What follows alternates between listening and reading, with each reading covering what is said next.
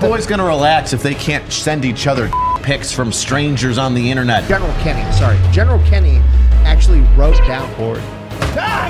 Spread his ball sack wide. Long-range discrimination radar. Oh, that's like us. The Geneva Convention. The Geneva Convention.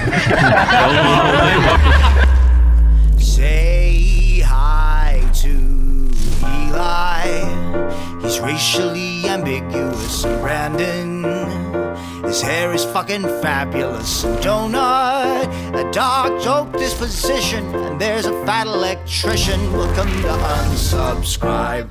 Back thing out, but for real, has his fucking mic been off the whole time? I already seen it. Oh no! When did it go? What? Oh, God. We were in like Salt Lake, I think. We were in Salt Lake City. Like my best friend, he was the best man at my wedding. We were like in high school at the time. I've been with my wife like since high school, and he's like, bro, I just don't like going down on women. I'm like, why? He's like, it doesn't taste that good. And I was like, was it sour? And he's like, no. And I'm like, did it taste like ravioli and pennies? And he's like, oh my God, how did you know that? And I'm like, she was like just about to go on her period or just got off her period. Try again in a couple days. And I go, good. Tastes like the heat coming out the back of a PlayStation.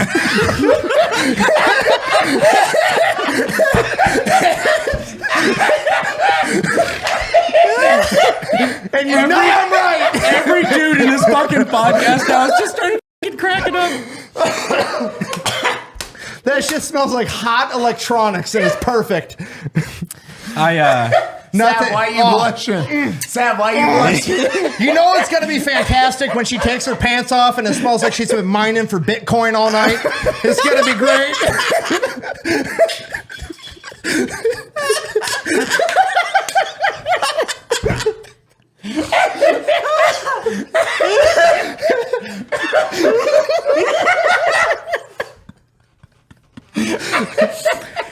Just a daily reminder, my parents watch this podcast.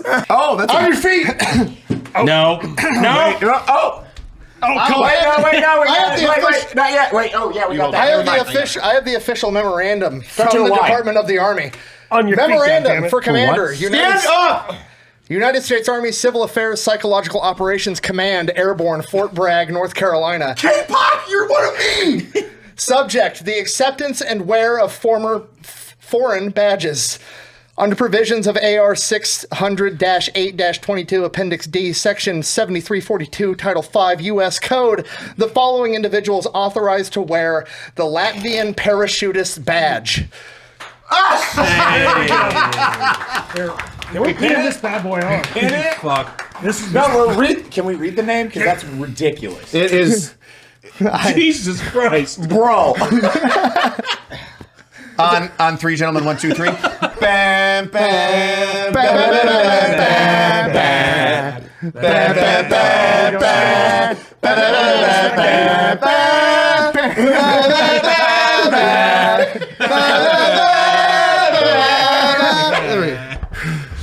On that note, I want Dear to pee. God. Brandon's like, oh, it's not How over does this yet. fucking happen? That's When you're a hero, Brandon, people You're do an things for you. American fucking hero. That's a full on. I feel like I'm smuggling stolen valor from my P.O. box to you. You're my forced valor dealer. His commanding officer, his name fucking escapes me right now, this second, because I've been focusing on Carlos Hathcock for so long. But General Kenny actually wrote down early on in his career that he was concerned about Richard Bong because he felt that he was such a nice, kind-hearted Midwestern kid. Like, Pause. the dude was like border. Pause. Was this yours? That was mine. I thought it was a chip, and I went to bite into it. It's not a chip.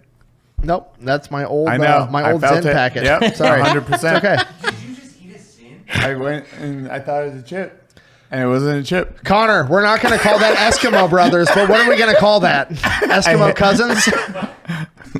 Yeah, what is your favorite slur? We like him.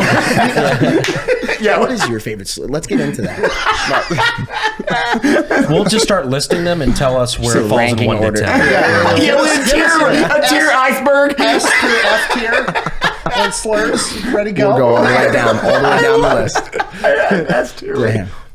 Oh, that would be so good, and I hate it. That would be so viral. Okay, right here we're going. It's just all blurred out things. We need to do this. Pepperbox. Maybe. I'm just saying a fun skit, Nick, where we don't actually show the words. Nick's like, why not? We'll just have our lawyer Jake come in and say it for us, so we don't have to say it. We'll just say what category it's in. Oh, no. Or we could get one each person from each category to say it for us. We have... I call S tier. I don't think that's what he meant. It was like the forging of the 4 slurs. 7 to... Oh, man. I call S tier. That's a shirt by itself. I want to do... we rank those. That's a good clip. That is a hilarious clip. Awesome. We're doing that tomorrow, tonight, whenever. There's your merch drop. It's that just I was going to say, is that merch? Yeah. There you go, Some dude. of our Bad merch. bitch. Okay, dude. Yeah. Good bad bitch. We got the mugs too. Yep. I saw you wearing the merch. Wow. Dude, I need a mug. You guys got a mug for me? Rich is a bad bitch. I need a mug. Not on hand. Yeah, I'll use yours. Don't clean it. We all spit in it. All right, does this guy need to be in the offenders, or we haven't done that in a while? Oh, dude. really Yeah, haven't. you actually would be a... Do you know about the offenders? No. So no, it's holy our shit. it's our superhero group. Okay.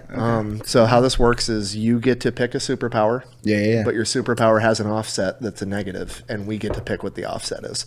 So, for example, I can fly, but I have to shout racial slurs. Got you. Okay, I think I saw something like this. Yeah, so it's like it's hard going to like Section 8 housing communities to save children from a burning building. Everyone's super mad. Cody's using a So ladder I today. say the power. You guys tell me my negative. correct. Yeah, correct. Yeah. Oh shit. So you said fly. Can we go through everyone? We have so many, honestly. So like many he's random ones. super speed. He's flight. I'm like Flight. Professor Xavier. Okay. He regenerates after he dies. Pretty much any power is open at this point. You just pick whatever you want. Shit, dude. I'm really thinking about this one. Don't worry. Careful, SpongeBob. Yeah. Careful, SpongeBob.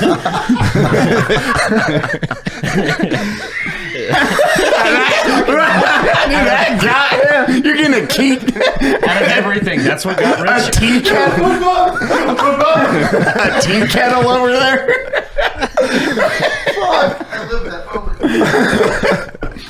I'd say okay. So I feel like the Spider-Man thing's a little overused. I don't think anybody's done that. No one's done knows Spider-Man. Dude, No. I fucking love Spider-Man. I mean, I'm born in New York, so I've always had dreams of being Spider-Man. Okay, Yeah. cool. The web comes out of your dick, and you have to deliver I knew pizza it for was- 7 months had in a between fucking- each shot. Fuck.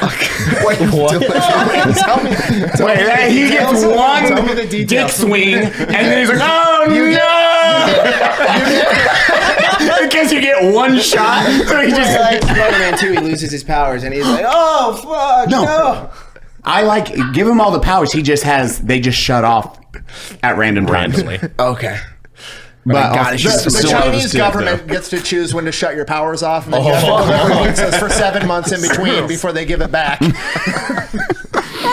So it's got to come out of my dick. What were the other details on that? That was I like butt. What about his butt? Oh yeah, butt rub like a real spider. Yeah. You guys watch The Boys or no? Oh, yeah. I've seen it. You seen it's the Spider-Man, but it's out of his tailbone or his little ass, whatever the fuck. I that like is. the butthole. That way, Yeah. it's a little web. There It's you really go. creepy. You can see Yeah. brown Web. It's just brown web. The brown web. Yeah. The brown web is good. So I do have one more, and I'm just going to hijack the whole thing. So I have an idea for a sporting goods store, right? And you guys are going to like this one. So, there's sporting goods stores. It's mostly for men, right? You go in, it's mostly men in there. And so I thought a great idea would be dicks for women. The idea is catching on in Thailand. It's huge in Thailand right now. Dicks for women, women's dicks. And so I thought coming here. We'll build off that it's kind of this coming here. So we're going to build off that. And, you know, there's really not a sporting goods store for kids, for children. God. Mm-hmm. And so the idea, guys, does anybody want to say the punchline? I don't know it. It's kids' dicks. Children's dick. Kids and children's dicks. So you go in there and it's, you know, it's a bunch of, it's a bunch of different kids. Sporting goods store. It's got, you know, like it's skiing, it's got kids' poles and stuff like that. And it's, you know, baseball, it's got kids' balls. So it's just I don't know, it's just I'm putting it out there if you guys want to invest. If anybody out there wants to invest Invest in kids' dicks. Invest in kids' dicks. I think people are going to love kids' dicks. What's not to love about kids' dicks? You know what I mean? Speed running, becoming a famous YouTuber. So, let me see your phones. This is a picture of Cody in a mirror. No, wrong one. You guys are wearing action shirts. Yeah. God, even I now, like You've it. been around us since 11 a.m., dude. I've been drunk since 7, so Tyler running into him today. Like Tyler, just when he came up today, he was like, "I'm going to be honest. I just now found out Cody and Brandon are different people." We weren't on that podcast. No, So, and yeah. that's why I was like, "Oh, that's hilarious." Holy shit! Speaking of SHOT Show, I think we did that in the SHOT Show episode where that guy was convinced, he came up to you convinced that you were me. yeah, he Yeah. gave me a challenge coin. It's like, Brandon, thank you for so much. Just And sitting I was right like, behind him. I was just like, yeah. Turns around, sees you. Oh, fuck. Oh, So the best one, we did talk about, you weren't there, but when they thought you were Brandon Herrera. Oh, you don't know about this story. no. What happened? At the USCCA thing. When you were there. We were... What's up? He was there, Oh, right? no. Oh, God. Yeah. You don't know about this story that you don't happened know- to you. Oh no, I was there for that. At the meet and greet? I'm so tired, dude. Yeah, where they thought I was Brandon Herrera. Yeah. For the whole time. The lady? Yeah. That, like, went up to you? Yeah. My son loves you. He's a huge fan of AKs. Keep doing what you're doing in Texas. That's the thing. like- I was like, He lives in Iowa. that was the first time I think that will, and probably the last time that will happen. Me and Brandon, a lot of physical characteristics in Yeah. common. Yeah. I mean, if you count the ink, I mean, you're kind of brown. That's fair. How y'all doing, Nick? Welcome back. We've been Good. chaotic. When was the last time you were in Texas? It's months. It's been months. Range day, probably. Probably, yeah. Range Day was the last time I was in Texas because then it was the tour and then Vegas for a SHOT Show, and now I'm here. yo, speaking of range day, our boy Matt, he's peacing out. I know. Thankfully, we'll have a closeout episode with him in Monday, days, right? yeah. Monday. Yeah, Monday we'll film that. Yeah. That'd be a good one. Crazy. 15 years. How long did he do it for? Forever. Since, like, I don't know, what, like 2007? It was technically? pre-Google owning YouTube. I know that. Yeah. He, I'm fucking proud of our boy, though. Like, the way he's going out, he's like, man, I've made my millions. I just want to watch my kids grow up. Like, that's just such a good attitude, man. He's living the dream. And for most of the internet, they No, fuck very him. respect it. Yeah. Make more content, like some of the comments. It's like, whoa. Wait. The whole like I took out a pretty big loan to buy into bunker branding, but like the whole like I'm dead serious. Like the whole reassuring thing to me was like the second or third time I ever talked to Matt. I was like, hey man, I'm in town. Can we come talk about this? And he's like, It's killing me. I fly in Friday night. I fly out Monday morning at like 6 a.m. You want to get together? And he's like, I'm really sorry, man. I can't. Weekends are for my family. And I was like, I respect it. I like that. So no, it was awesome. My first story, or the first time I ever came out to Bernie to go hang out with Matt, I remember it was right after he fully like, and he said this to me like in the beginning. He's like, I totally ripped your AR guys versus AK guys that he did with you, Eli. And he's like, he texted me. He's like, hey, I got this number from a friend. Hopefully this isn't awkward. I totally stole your video. And meanwhile, I was like a nobody YouTuber. I was like, that's so fucking cool. Devil Red stole my video. And he was like, yeah, do you want to come out and like we'll do like another variation or whatever? I'm like, yeah, dude. Like, just let me know and I'll be there. And after we filmed, like normally, like I had already met you at this point and like a bunch of other shit. Like I figured like, oh, we go out, like, you know, have a couple drinks or whatever. We went to, I think it was like Cibolo Creek Brewing in Bernie, which like now I know, but back then it was like, oh, crazy. We did trivia night and he had 2 beers over like 3 hours. He's like, whoa, shouldn't be driving home. Like, like just complete family man, like opposite end of the spectrum of the dichotomy of YouTubers. We did a celebratory shot when I became a part owner of Bunker, and it was Fireball. Like, can you do Fireball? I'll survive. I'm good. I'll make it. I'll survive. His fascination with Fireball will never not be funny to me. Is Carricker a college chick? I think so. The hottest college chick. The most wholesome gun YouTuber for sure.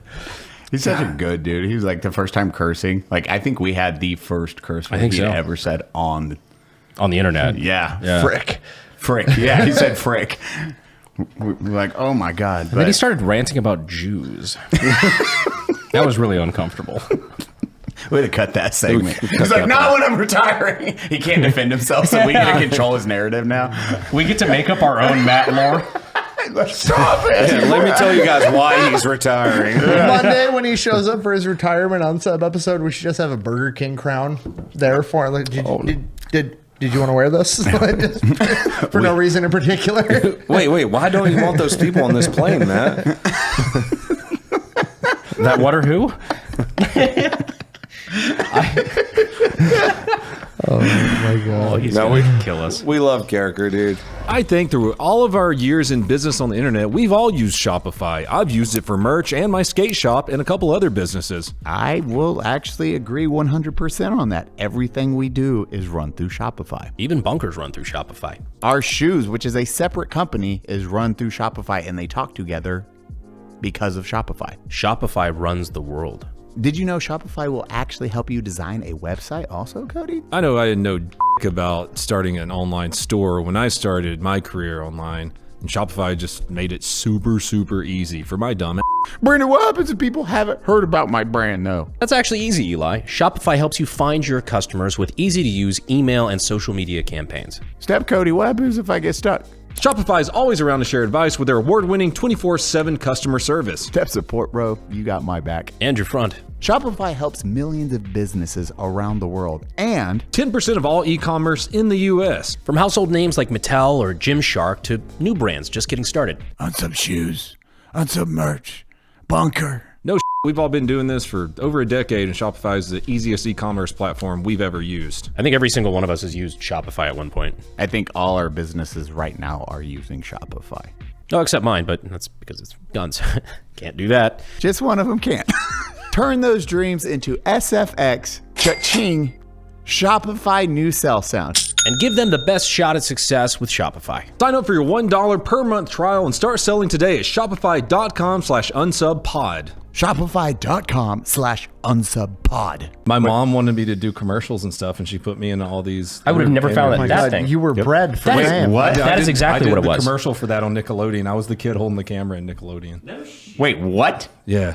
We never talked about that. How do I find this ad? I don't know. I've been trying to find it for years now. It's out there somewhere. Wait, Oh, we're gonna find it now. how much did they pay your mom? It's like $500-600, something like that. But $500 bounty for the first person who can find the Cody Garrett original digital blue commercial. Yeah, I was like 13. First person. I've got a 3-week head start on you motherfuckers. What the fuck? How is that never? Well, it's so random that that is. Also, just found this out. 2-bit photography. It's 2-bit. No mega before that. No killer before. Just bit. Jesus. That is fucking wild. Oh, I might have found it. I will say, I started console gaming. That one? After I had surgery. That's extremely frustrating. No, the one with 269 views. Brandon, I'm what's watching up? it right now. Yeah! Oh my shit, he's found him! Holy shit! That is young Cody! Holy shit! Oh, that's not him. Wait, he comes in, he's wearing a yellow shirt. He's right here. Wait, I got it. In Wait, the back. hold the f*** on. Yeah, look at him. That's young Cody. Wait, what? Go, Look, right there. There's a close-up later. There's a close up of him later. Just right Oh after my this. God. This is not scripted. Right after this, there's a close up of Cody. Hold on. Right after this girl. That's Cody. No, that's not Cody. And here he is. No, That's there I am. Oh my God. My God. Cody's Holy like, shit.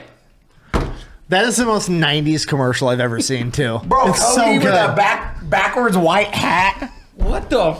Yo, Limp Bizkit was really cool then. Okay. New Cody lore just dropped. yeah, with his hit single "Break Crap." Update the Wikipedia page.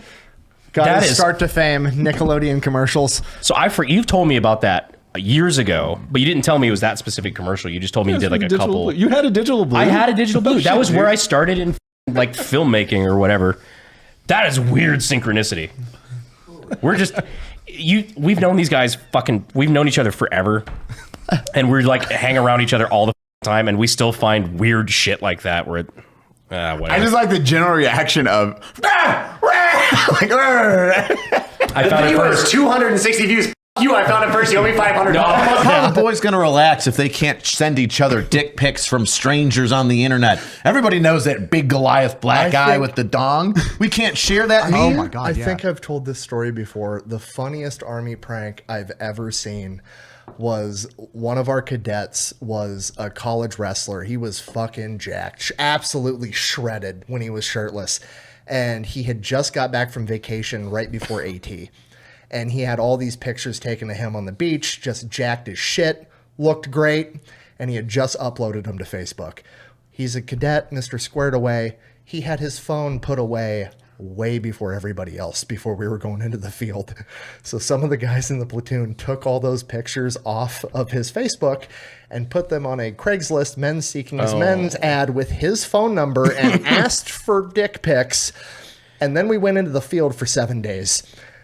His fucking phone had a seizure when he turned it back on. Miles and miles of dick got sent to that guy's phone. You know it's a lot of dick when you have to measure it in feet. That's 5,300 and some odd feet of dick. I've been so mad at my friends. So mad. I'd have been laughing.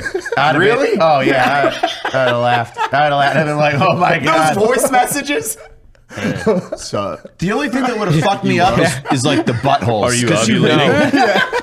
You know they're butthole pictures. Oh, for Not sure. a fan of butthole pictures. A man's butthole is probably one of the ugliest creations God had ever made in his entire existence. It's almost the only thing you could look at and be like, wow, I wish that was Medusa, actually. Yeah. I'd rather die. I've never intentionally looked at a man's butthole, and the moments that I have looked at a man's butthole, I've been like, oh, why? Well, thanks to you, all of San Antonio's seen a man's butthole. That's not true. They couldn't see it through the forest. I combed all my hair inward that day, so it just looks like a dark crack. You can't see anything through it. Callous star. It's that Yeah. PG-13 censorship. I get a thong of ass hair. Oh, what a horrible phrase. It's just a terrible combination of words. Made me think of Hakuna Matata when he said a horrible phrase. It's a thong of ass hair for the rest of your days. Holy shit. God, I miss you guys so much. Yeah. So do I have to pick the good part? Yep. Teleport. Oh, no, it's teleporting. Oh my God, this works so much better. Oh my God. It works. We know what his offset is. What's it gonna be? We talked about it. So you have a belt. I pictured this as like Batman's utility belt. I don't mind But a brown sack either, a though. sack's a brown really good. sack Yeah. makes sense, I think. Because that's actually pretty hilarious. So, in order to activate your teleporting powers, you have to euthanize a kitten. Every time in order to do this. So you're like, I have a sack full of kittens. yeah, or a utility belt of kittens. With the real bad, you start swinging the bag. I need to kill like 4 for this one.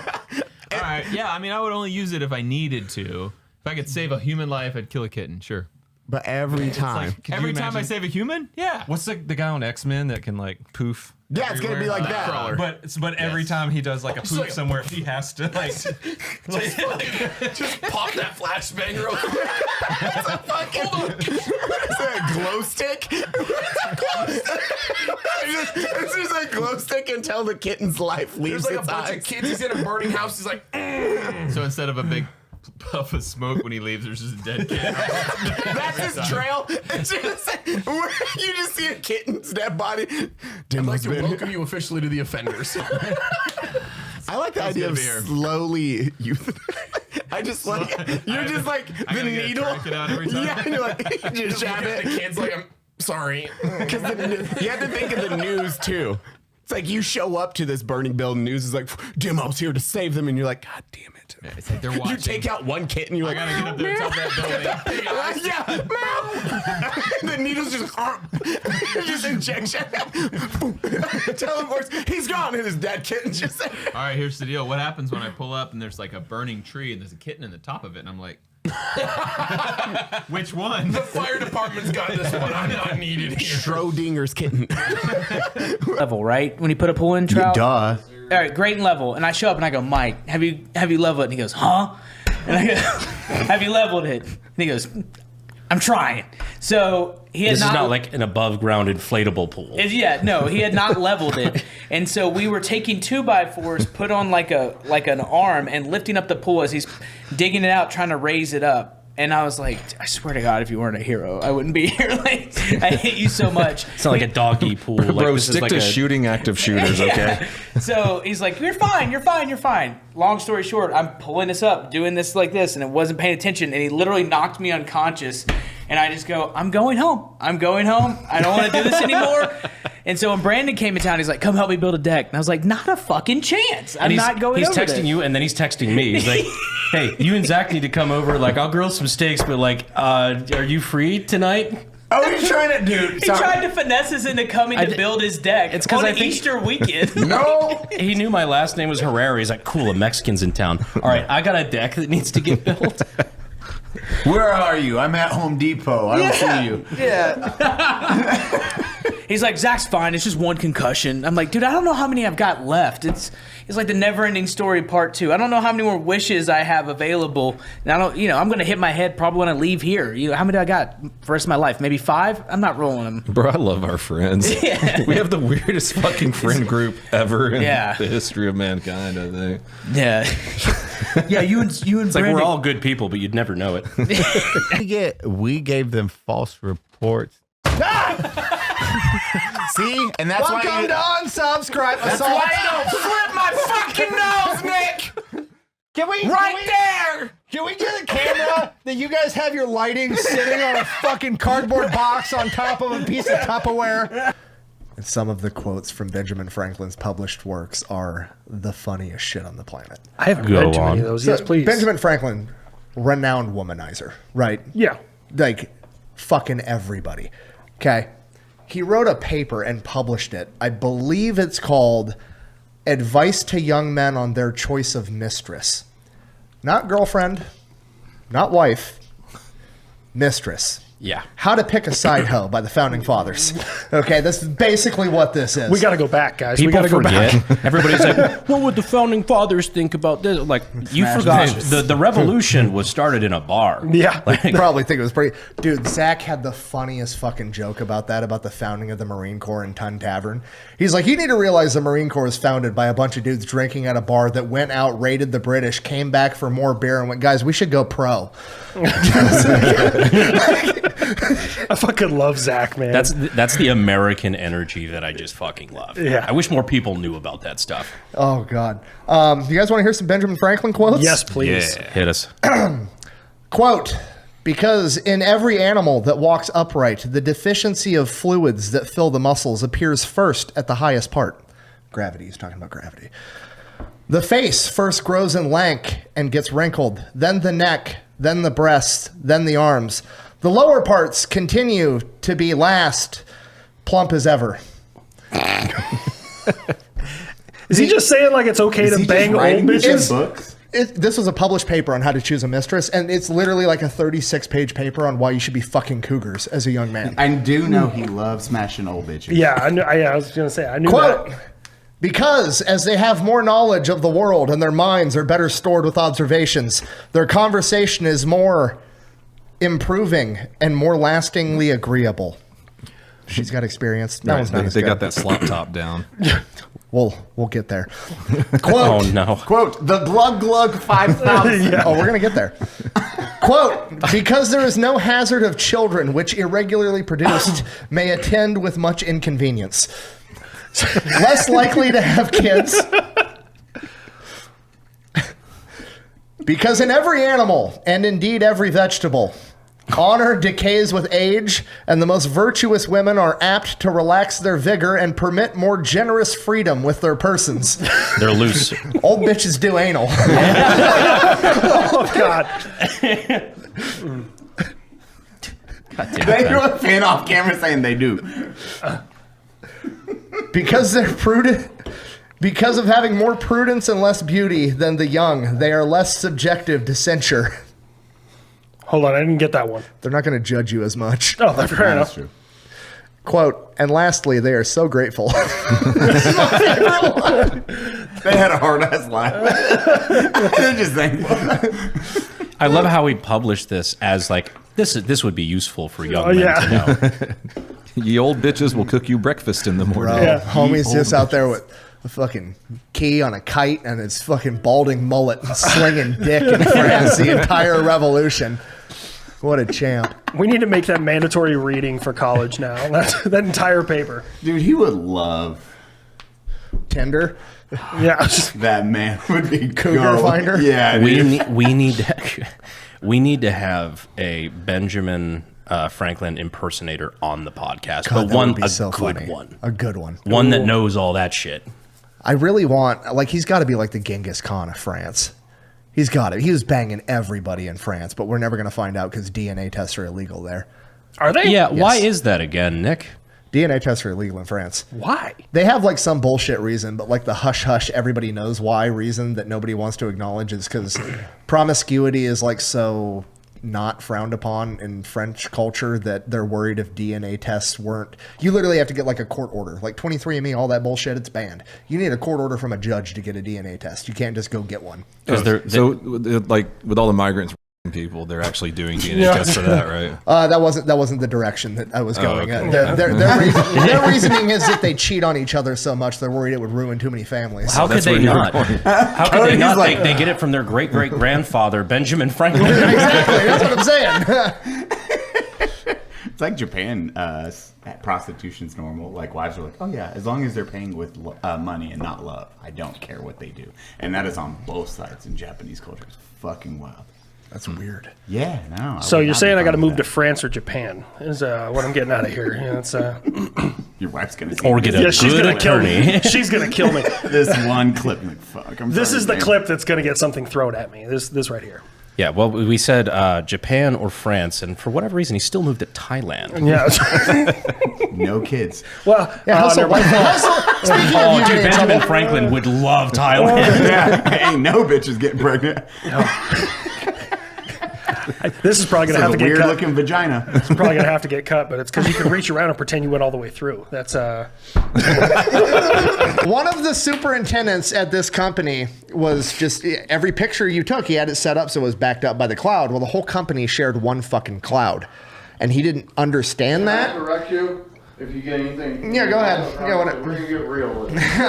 He Do you want to come in on this bit? Oh God. Come here, Dad. Papa Electrician here. Do you want to sit on your son's lap for a bit? No, you're good. So edit out the name.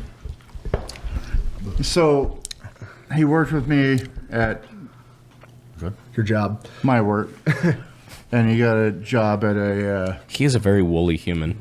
Right? Who? Yeah. Me. It's like a Velcro pad sitting next to you. That's what I always say when he sits over here. All I feel is that fucking Velcro. Like my hair. triceps are clean. Where'd you get that from? Not you. No. So anyway, this dude, he got a new job. And his job was to go around and take pictures of culverts. And he works for the county, the road department. Oh, okay. Sorry. DOT. Basically, the county DOT. That makes it so much worse. You're like, don't say where I work he's for. going Now you're around just taking saying where you work. pictures of, You're giving every detail of your. No, I'm not telling what county or his name or anything. Yeah, what zip code? Everybody's got a DOP. So his job was to go around and take pictures of these culverts and ditches and whatever, road work. And his phone fucked up.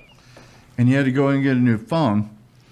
And it downloaded everything from his phone onto his county phone. Oh, I already see where this is and going. There was dick pics. How old was he? My age.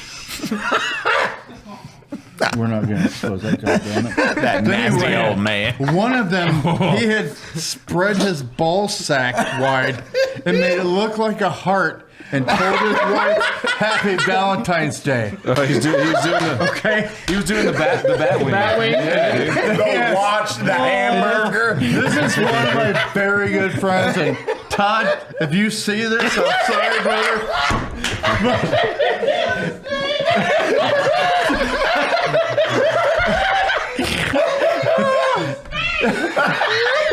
His name's Todd. Today we're talking about Blue Chew.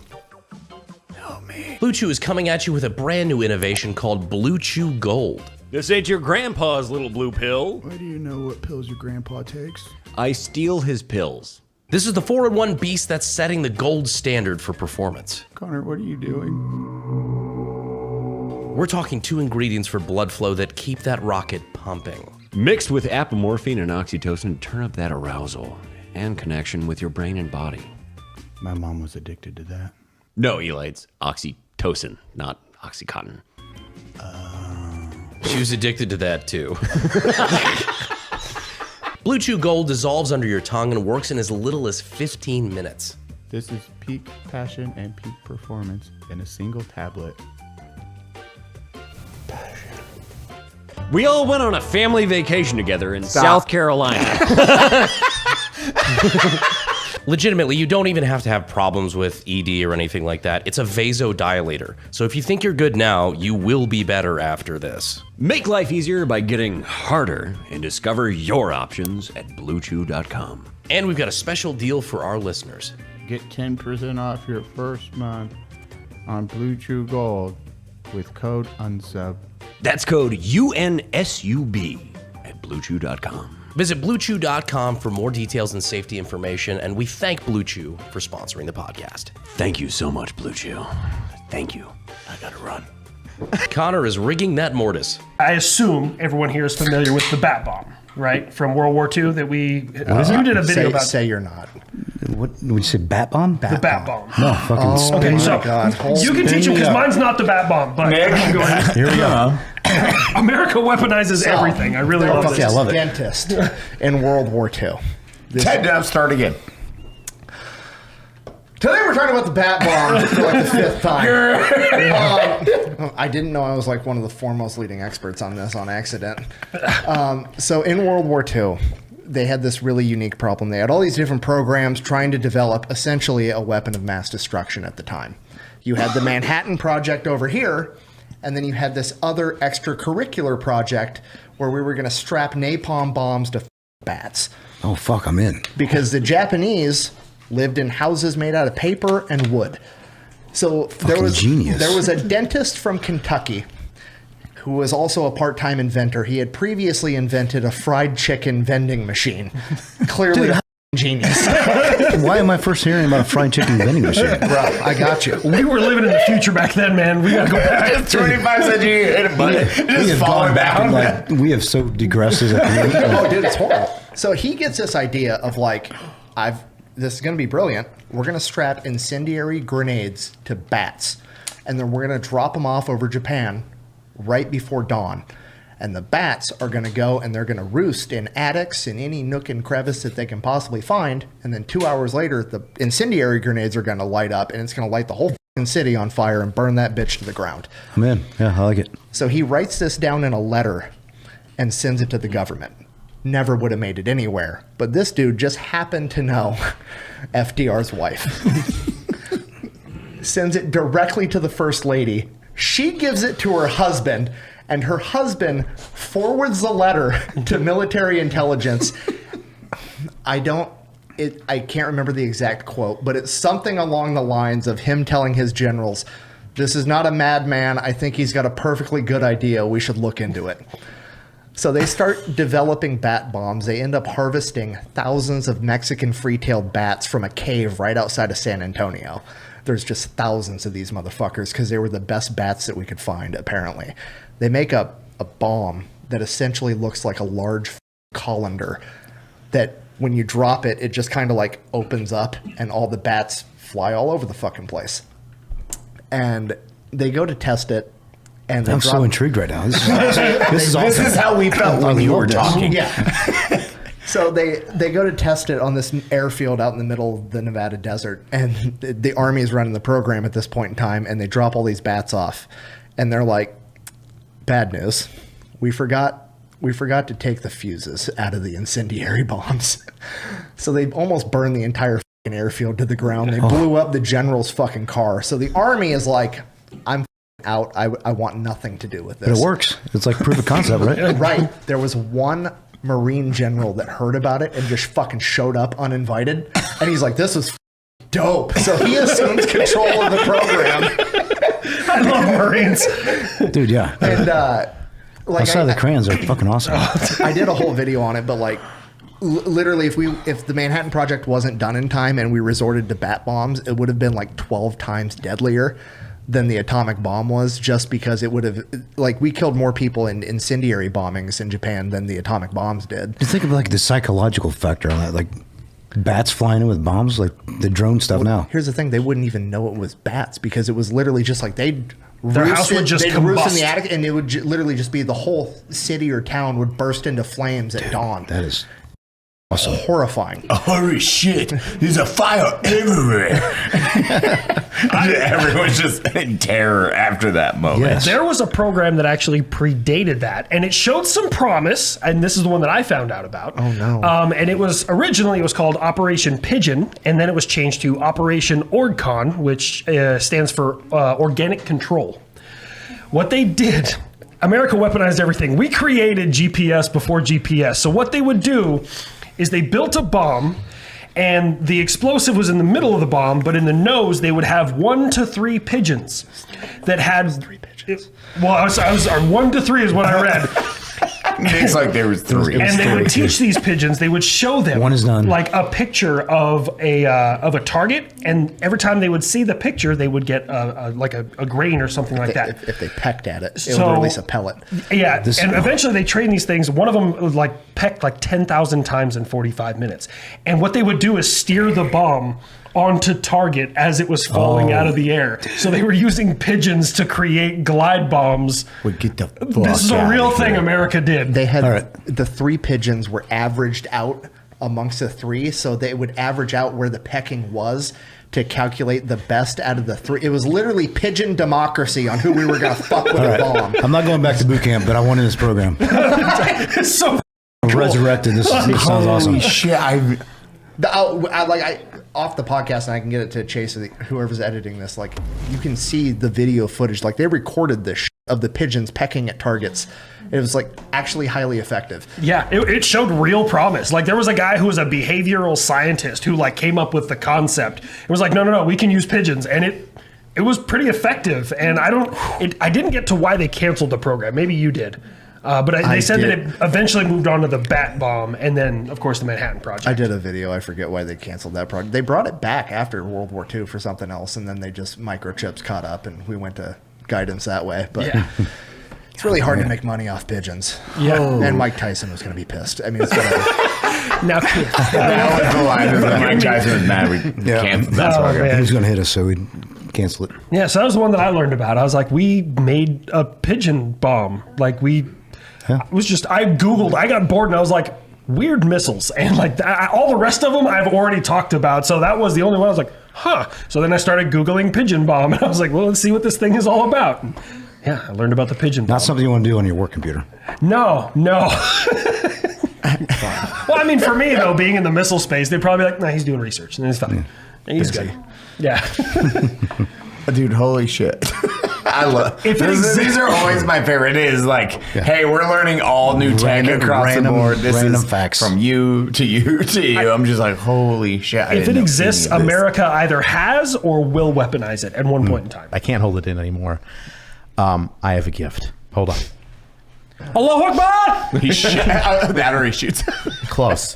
So, you start stabbing Brandon. No, Chase, All when the other kids with the kids. Quick story. A friend of mine found out exactly how much a Medal of Honor is worth. Wait, oh my God! Did you? I gotta go to the bathroom real quick. It's $120 at a pawn shop, at an antique shop. Don't get your heart set up. It's not a Medal of Honor. Thank God. But, so I'm going to be doing a video on it. Supremely uncomfortable. I know. So I wasn't going to give you a real Medal of Honor. The guy from fucking from the airplane. No, it's far more embarrassing. So he found a Medal of Honor, and these kids were like hovered around it. They were like, "Oh my God, this is gonna be great. We can put it like on our airsoft uniforms and play like airsoft and paintball with it." And my buddy's like, "What are you looking at?" And he sees it's a medal. He's like, "Is that real?" And he asks the lady, he's like, "Is that real?" It's $120 for a Medal of Honor. I forget the soldier's name that received it. It was in Vietnam, and he was from New York, a couple hours away from Buffalo. The guy's a part of the VFW that this dude like grew up in from the area. Bought it for $120. He's like, "What do I do with it?" I go, "Get a nice jewelry case with like the white mannequin thing, put it around it." He's like, "I'm going to give it to our local VFW and, make a ceremony and stuff." He hasn't done it yet, but he's got the stuff, just hasn't done the ceremony. But I like Brandon's like you're on edge. Brandon, I did get you from this is from a viewer, and he gave this to me and said, "I have to give it to you." So this is from a veteran. This is from a veteran who said, "I have to give this to you. It is your Purple Heart." Everyone, Cody leading the way with that double salute. Nick, stand at a tense parade rest. You know what's really fucked up is we're not even at the 1 year mark of the ambush that Eli put me through last fucking year on the Veterans Day episode. I told nobody about this. I had to keep this a secret for like 6 months. Chase, can we get a flashback to when fucking Eli tried to pin his Purple Heart on me, and that started this whole shit? No. You're an honorary Purple Heart member today. I can't do that. No, dude. Where AI thinks Brandon's Army and a Marine at the same time. You need to. What do you? Pin him. That is a fuck you. Hold on. I've got. That is a genuine honor. That is very cool. I have Thank the you letter so much. Shut up. Oh. I have the letter. Oh no. Okay, I have to cut out some of the words because I don't want to give away this guy's personal information. Brandon. No one ever said it had to be the U.S. military you needed to serve in order to consider yourself a veteran. Your secret is safe with us, comrade. Looking forward to seeing you in Congress. That's how old this is.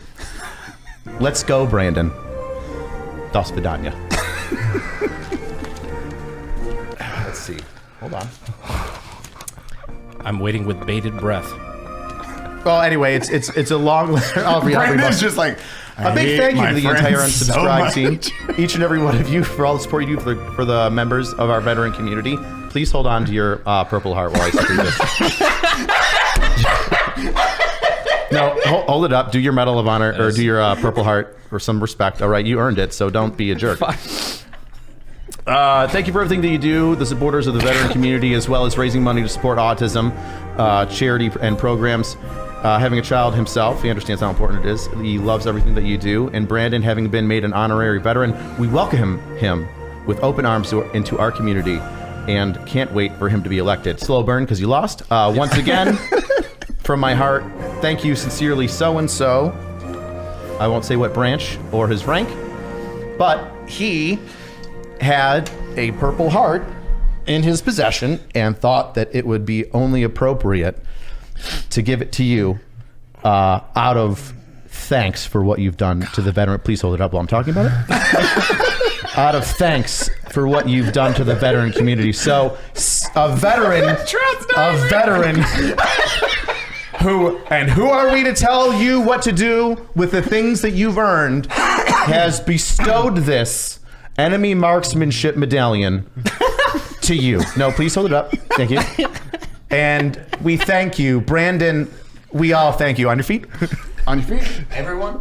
Add a So- jump. My favorite part of this. Both hands, Richard.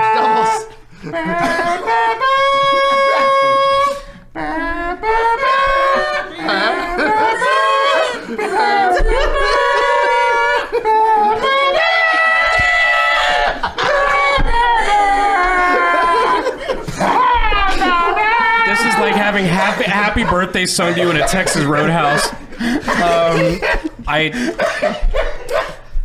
If you're going to talk about it, please hold it up. Thank you. I would just like to point out the fact that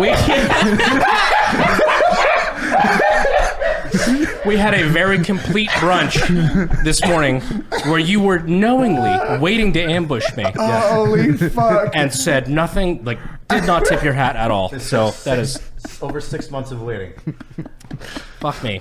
Well, for everyone who earned it, I greatly appreciate the sacrifice that you made for your country. I did not. And we appreciate want your sacrifice, Brandon. this forced valor that has been pushed upon me. We're not going to close it. No. Well, you know what? That could just sit here. Put the shroud back It's a on very it. nice medal. It's a very nice medal.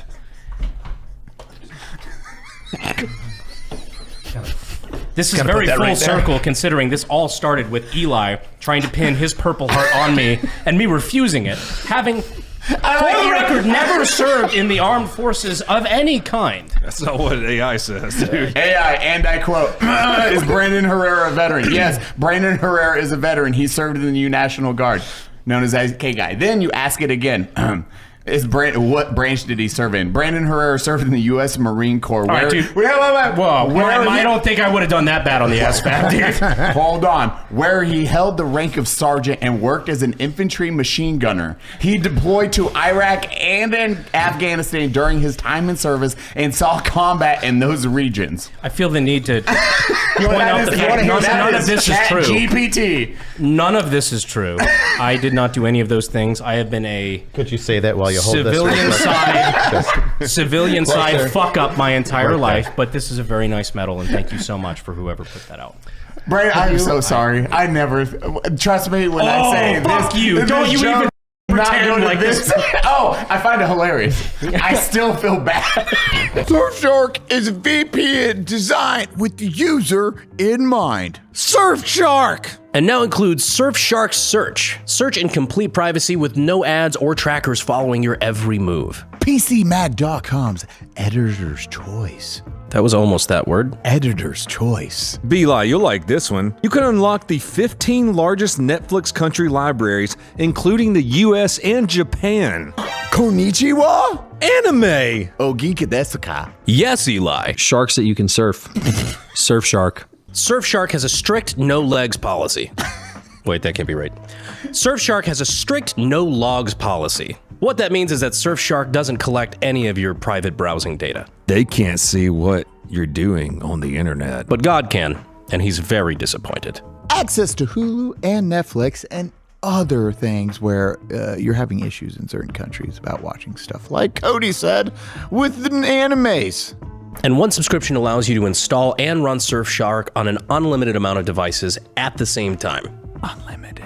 Devices. Say sexy. Very sexy. You have to say devices sexy. Your device is sexy. No, say devices, but like sexy. Devices. Keep all of that. 3,200 servers in over 100 countries ensures you'll find a server anywhere you go and no borders. Don't like that. Hell yeah, brother. Go to surfshark.com/unsubscribe and use code unsubscribe at checkout to get 4 extra months of Surfshark. 4 months? Are we still going to the aquarium? Yeah, let's go to the aquarium. Surfshark! Then we finally made it to Bethesda Hospital, and I spent a year there, learning to walk, learning to get rid of the anger that I felt. You know, I didn't trust anybody. I didn't want anybody behind me. I don't even trust these guys here. They look like they rob banks. It's fair. It's the tattoos. Fair enough. Branded because he's Mexican. Yeah. Also, fair enough. How long after that was that picture taken? Oh, yeah. I came home as an officer, and they sent me to Marine Barracks, Fort Meade. And the Marine Corps at that time, or the military, was trying to bring more minorities in the Marine Corps, and they weren't doing very well. So I got a call from the secretary. They sent me to Marine Barracks, Fort Meade, as an officer. Then the Secretary of the Navy called me and told me I'd been selected to head up a campaign to get more African Americans and minorities into the Marine Corps as officers, or just get them in. And I said, well, Mr. Secretary, however you think we ought to do this thing, I'll help out best where I can. He said, I've got a program going now where we're going to make you a superstar. I said, what the hell is that, Mr. Secretary? And he said, well, we got a company, the J.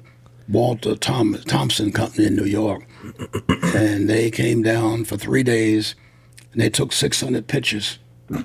They had me on a golf course.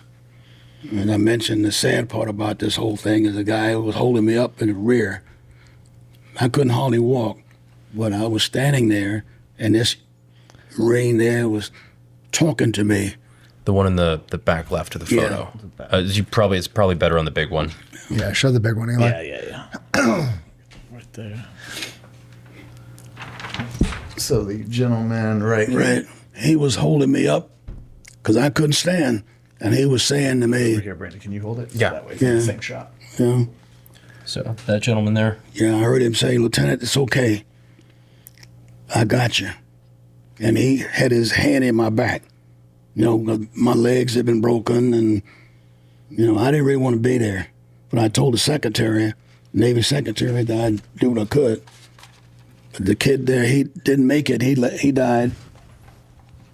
Then the demons come home again. And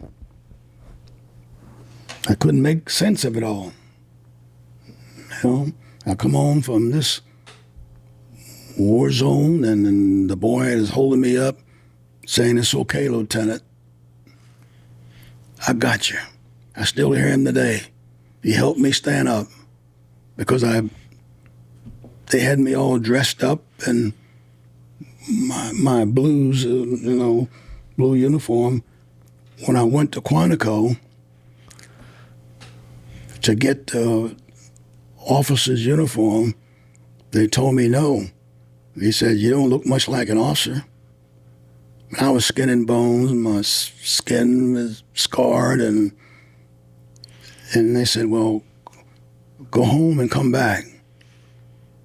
I was turned down from getting the uniform that I'd earned in Vietnam. My wife was in the car. When we went to the car, she said, you okay? I said, yeah. I didn't get the uniform. They were very expensive uniforms, but I was enlisted, man. Now I'm an officer. I got to do all this stuff officers do. She said, that's okay. We'll go home, and I'm going to fatten you up. And we're coming back. We're coming back. And we did. And we did.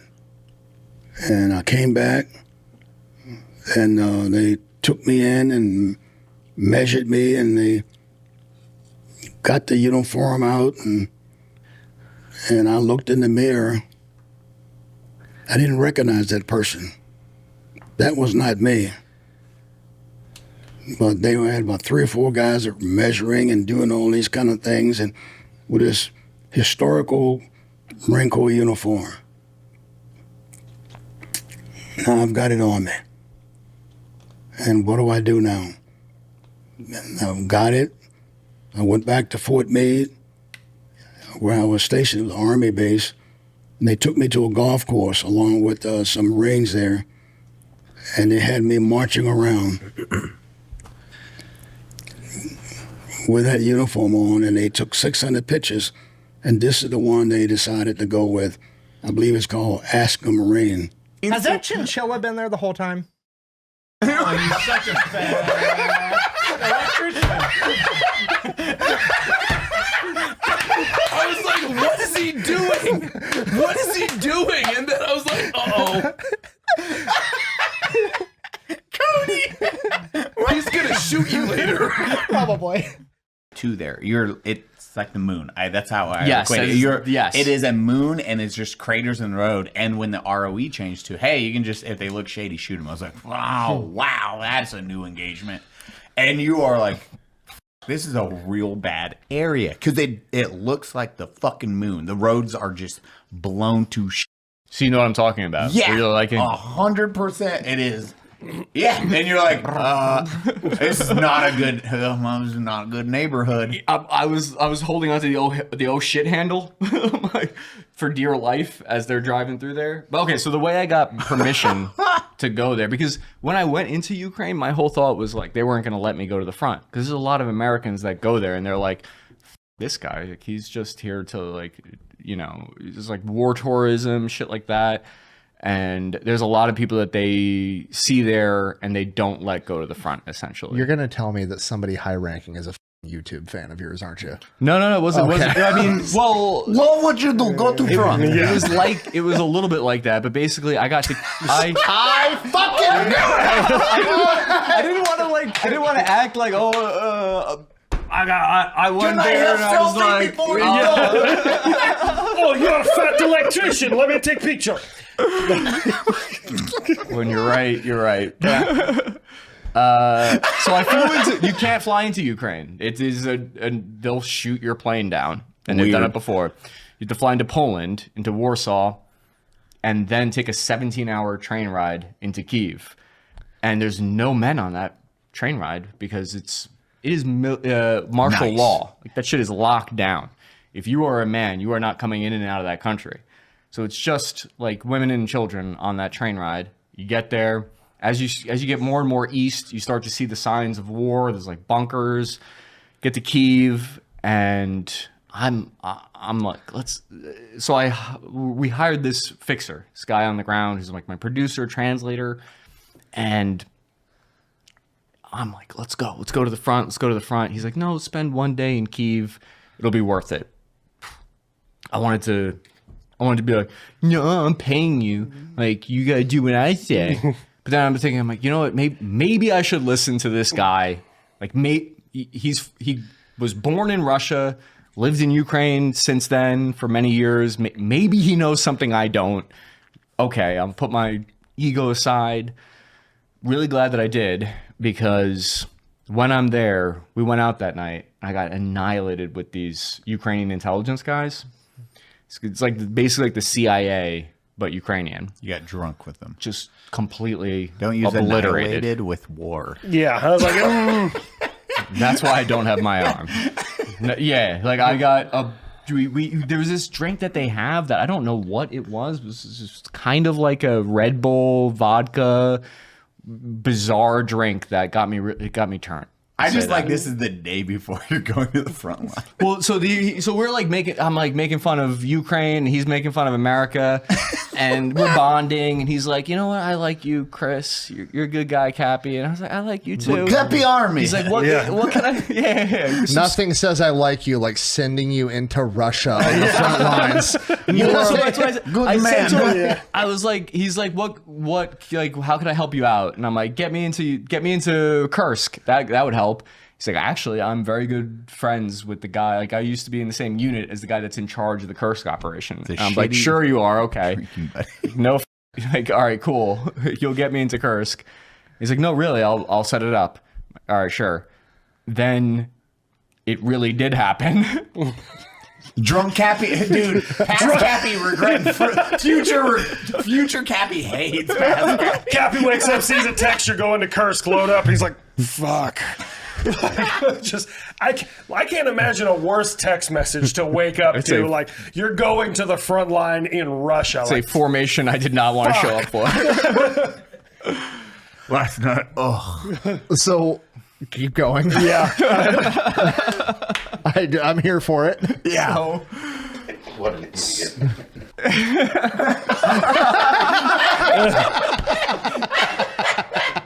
I said, I'll stand by it. I go, wow, get drunk and volunteer for the Russian front. What an idiot. I wanted to know what was really going on there. I wanted to know the truth. And curiosity killed the cat. Drunk Cappy's this. Your eyes go like this. He got super squinted. Yeah. The truth comes out. One drink. One shot. Okay, go on. All right. So we meet in Sumy, which is like an hour. I told you guys we got across the border, and the artillery fire. So as we cross the border, they're like, okay, this is the part where it's the worst part. You basically, the infiltration to the front. They're like, this is under enemy fire control. So if you look at what the situation was like in Kursk, basically we're surrounded on three sides by the Russians. They're to the west, east, north, all around us, and they just floor it. And they turn on their jamming device, and it's loud as fuck. It's just like EW thing I'm probably going to die early from the radiation. Yeah, exactly. Yeah. Okay. You hear it. It's like, wah, and I could feel my brain like a little bit get scrambled. Fuck. I'm like picking up FM radio from the States. And it is, so they're just flooring it down this road, where you see the border the border has like it says Russia on this big giant like Soviet blocks that was probably made in the 80s. And it's the most surreal experience crossing that border. And we get into Suja, and the outgoing right away, as soon as I get out of the vehicle, I was not prepared for like the outgoing even. And it's just the explosions. This you couldn't really see in the video, but you feel the earth like move from the outgoing rounds from the 155 that they're sending out constantly, because basically they're doing covering fire because they know that, okay, 100%. We have the one American journalist coming in, correspondent coming in. And so I get to speak to some Russian civilians that basically anyone that's staying there at this point are people that they're like, we've lived here forever and we're not going anywhere. Like, this is my home that we built 30 years ago. If like the Ukrainians are occupying it, Russians are occupying it. This is like a very poor part of the region. And I asked them, like, why are you here? They get them in touch with their family. Like, here's your daughter. They're begging you to leave. And they're like, I'm staying here. It's my home. And that's basically the prevailing opinion of the Russians that I spoke to that were there. Like the Ukrainians, they had a mission with me. Like, they wanted, their propaganda purpose. They wanted to show the American audience that, like, we're not there killing and pillaging. That was their goal, right? And my goal was to show, basically, I wanted to show people the logistics of large-scale war. Like, I wanted to show people... And front line. Yeah. I spoke to the the guys that run the Bradleys there, the guys that strikers. That's the type of vehicle that I was in Iraq. I got to see it in Kursk. The 80th air assault units that were like with the Bradleys, the Abrams there. Got to meet all those guys that are fighting on the front in Kursk. And that was like my goal, show that story. The Ukrainians had the story that they wanted to show, and the Russians have their side of the story that they are trying to tell, which is they're claiming that the Ukrainians are coming in and just killing everyone. And it's like, yeah, of course, wherever war goes, people die. People are dying. Civilians are dying. I saw Ukrainians living out, they're taking shelter in houses, and the Russians are bombing houses, straight up, just like airstrikes on houses. And Ukrainians are staying in them. Russians are also using houses. It's not like the American military in Iraq. We're on bases, right? But if we were to fight a near-peer war, we would not be able to do that. Dang, Chinaman had to make fireworks. Man, just working in trades and like just seeing new tools and new technologies come out to make the job easier, and how much pushback and resistance and shit talking there was from that older generation of tradesmen that are like, you'd have older dudes that would like talk shit if you liked using an impact instead of a drill. What? Just like, people do not like changing, and they'll just shit talk anything new that's more efficient, and they'll like make fun of you for it. Like, oh, you got soft hands, you're using power tools, shit like that, 24/7. I can't imagine the shit talking. Oh, you're gonna use that magic black powder stuff that just goes boom, pansy ass. Why don't you stab a guy in the face like a man? Like, you know how much money I spent on this armor? You're gay. I'm cooler than you. Because wasn't there like that kind of pushback? I might be making this up entirely, but when they transitioned from bows to crossbows, right? So there was like, I mean, you can talk on this too, but really it was not necessarily a big pushback. Oh shit, Edmund's here. No, it was more like there was an idea that like they said the Pope made crossbows illegal and things like that because it was too powerful and stuff like that. But really, there wasn't a big gap between the performance of it. It was just the amount of training required that was so minimal that you could arm people so quickly and have a similar result. But overall, it would be outpaced and outperformed by a good war bow or a longbow on almost all counts, except for the fact that it was easier to mass produce, easier to train. Like a bow, there was an old saying, like, you want a good longbowman, start with the grandfather. So it's literally like a generational training to be able to functionally use a weapon of war that can actually do damage downrange, as opposed to a crossbow, which had very similar one-to-ones, but it would just take a weekend. You know, you get someone to bow a crossbow, it's like, all right, let's do it. I didn't have to change your bone density on half your back. Yeah, are you good at it? So it's like the problem. It's like war of attrition. Click. Yeah. He walks Noma. Next. Yes. He can jump over the spears.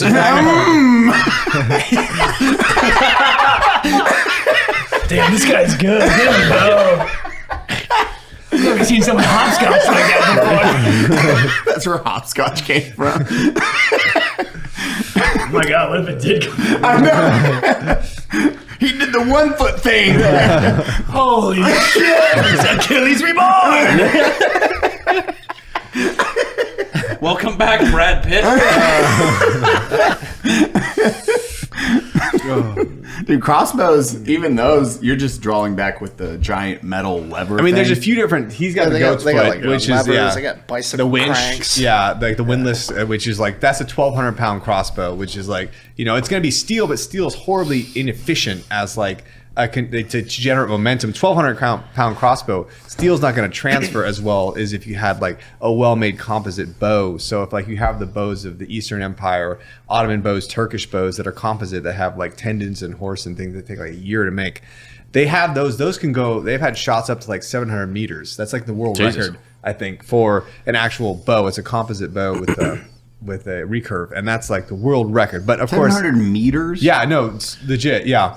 So like you can look it up, but it's made for flight. It's more of sport than warfare because the arrows are light. They're not going to do damage on the way down. They're small. I wouldn't want to get hit. No, by yeah, true. But it's more like don't even worry about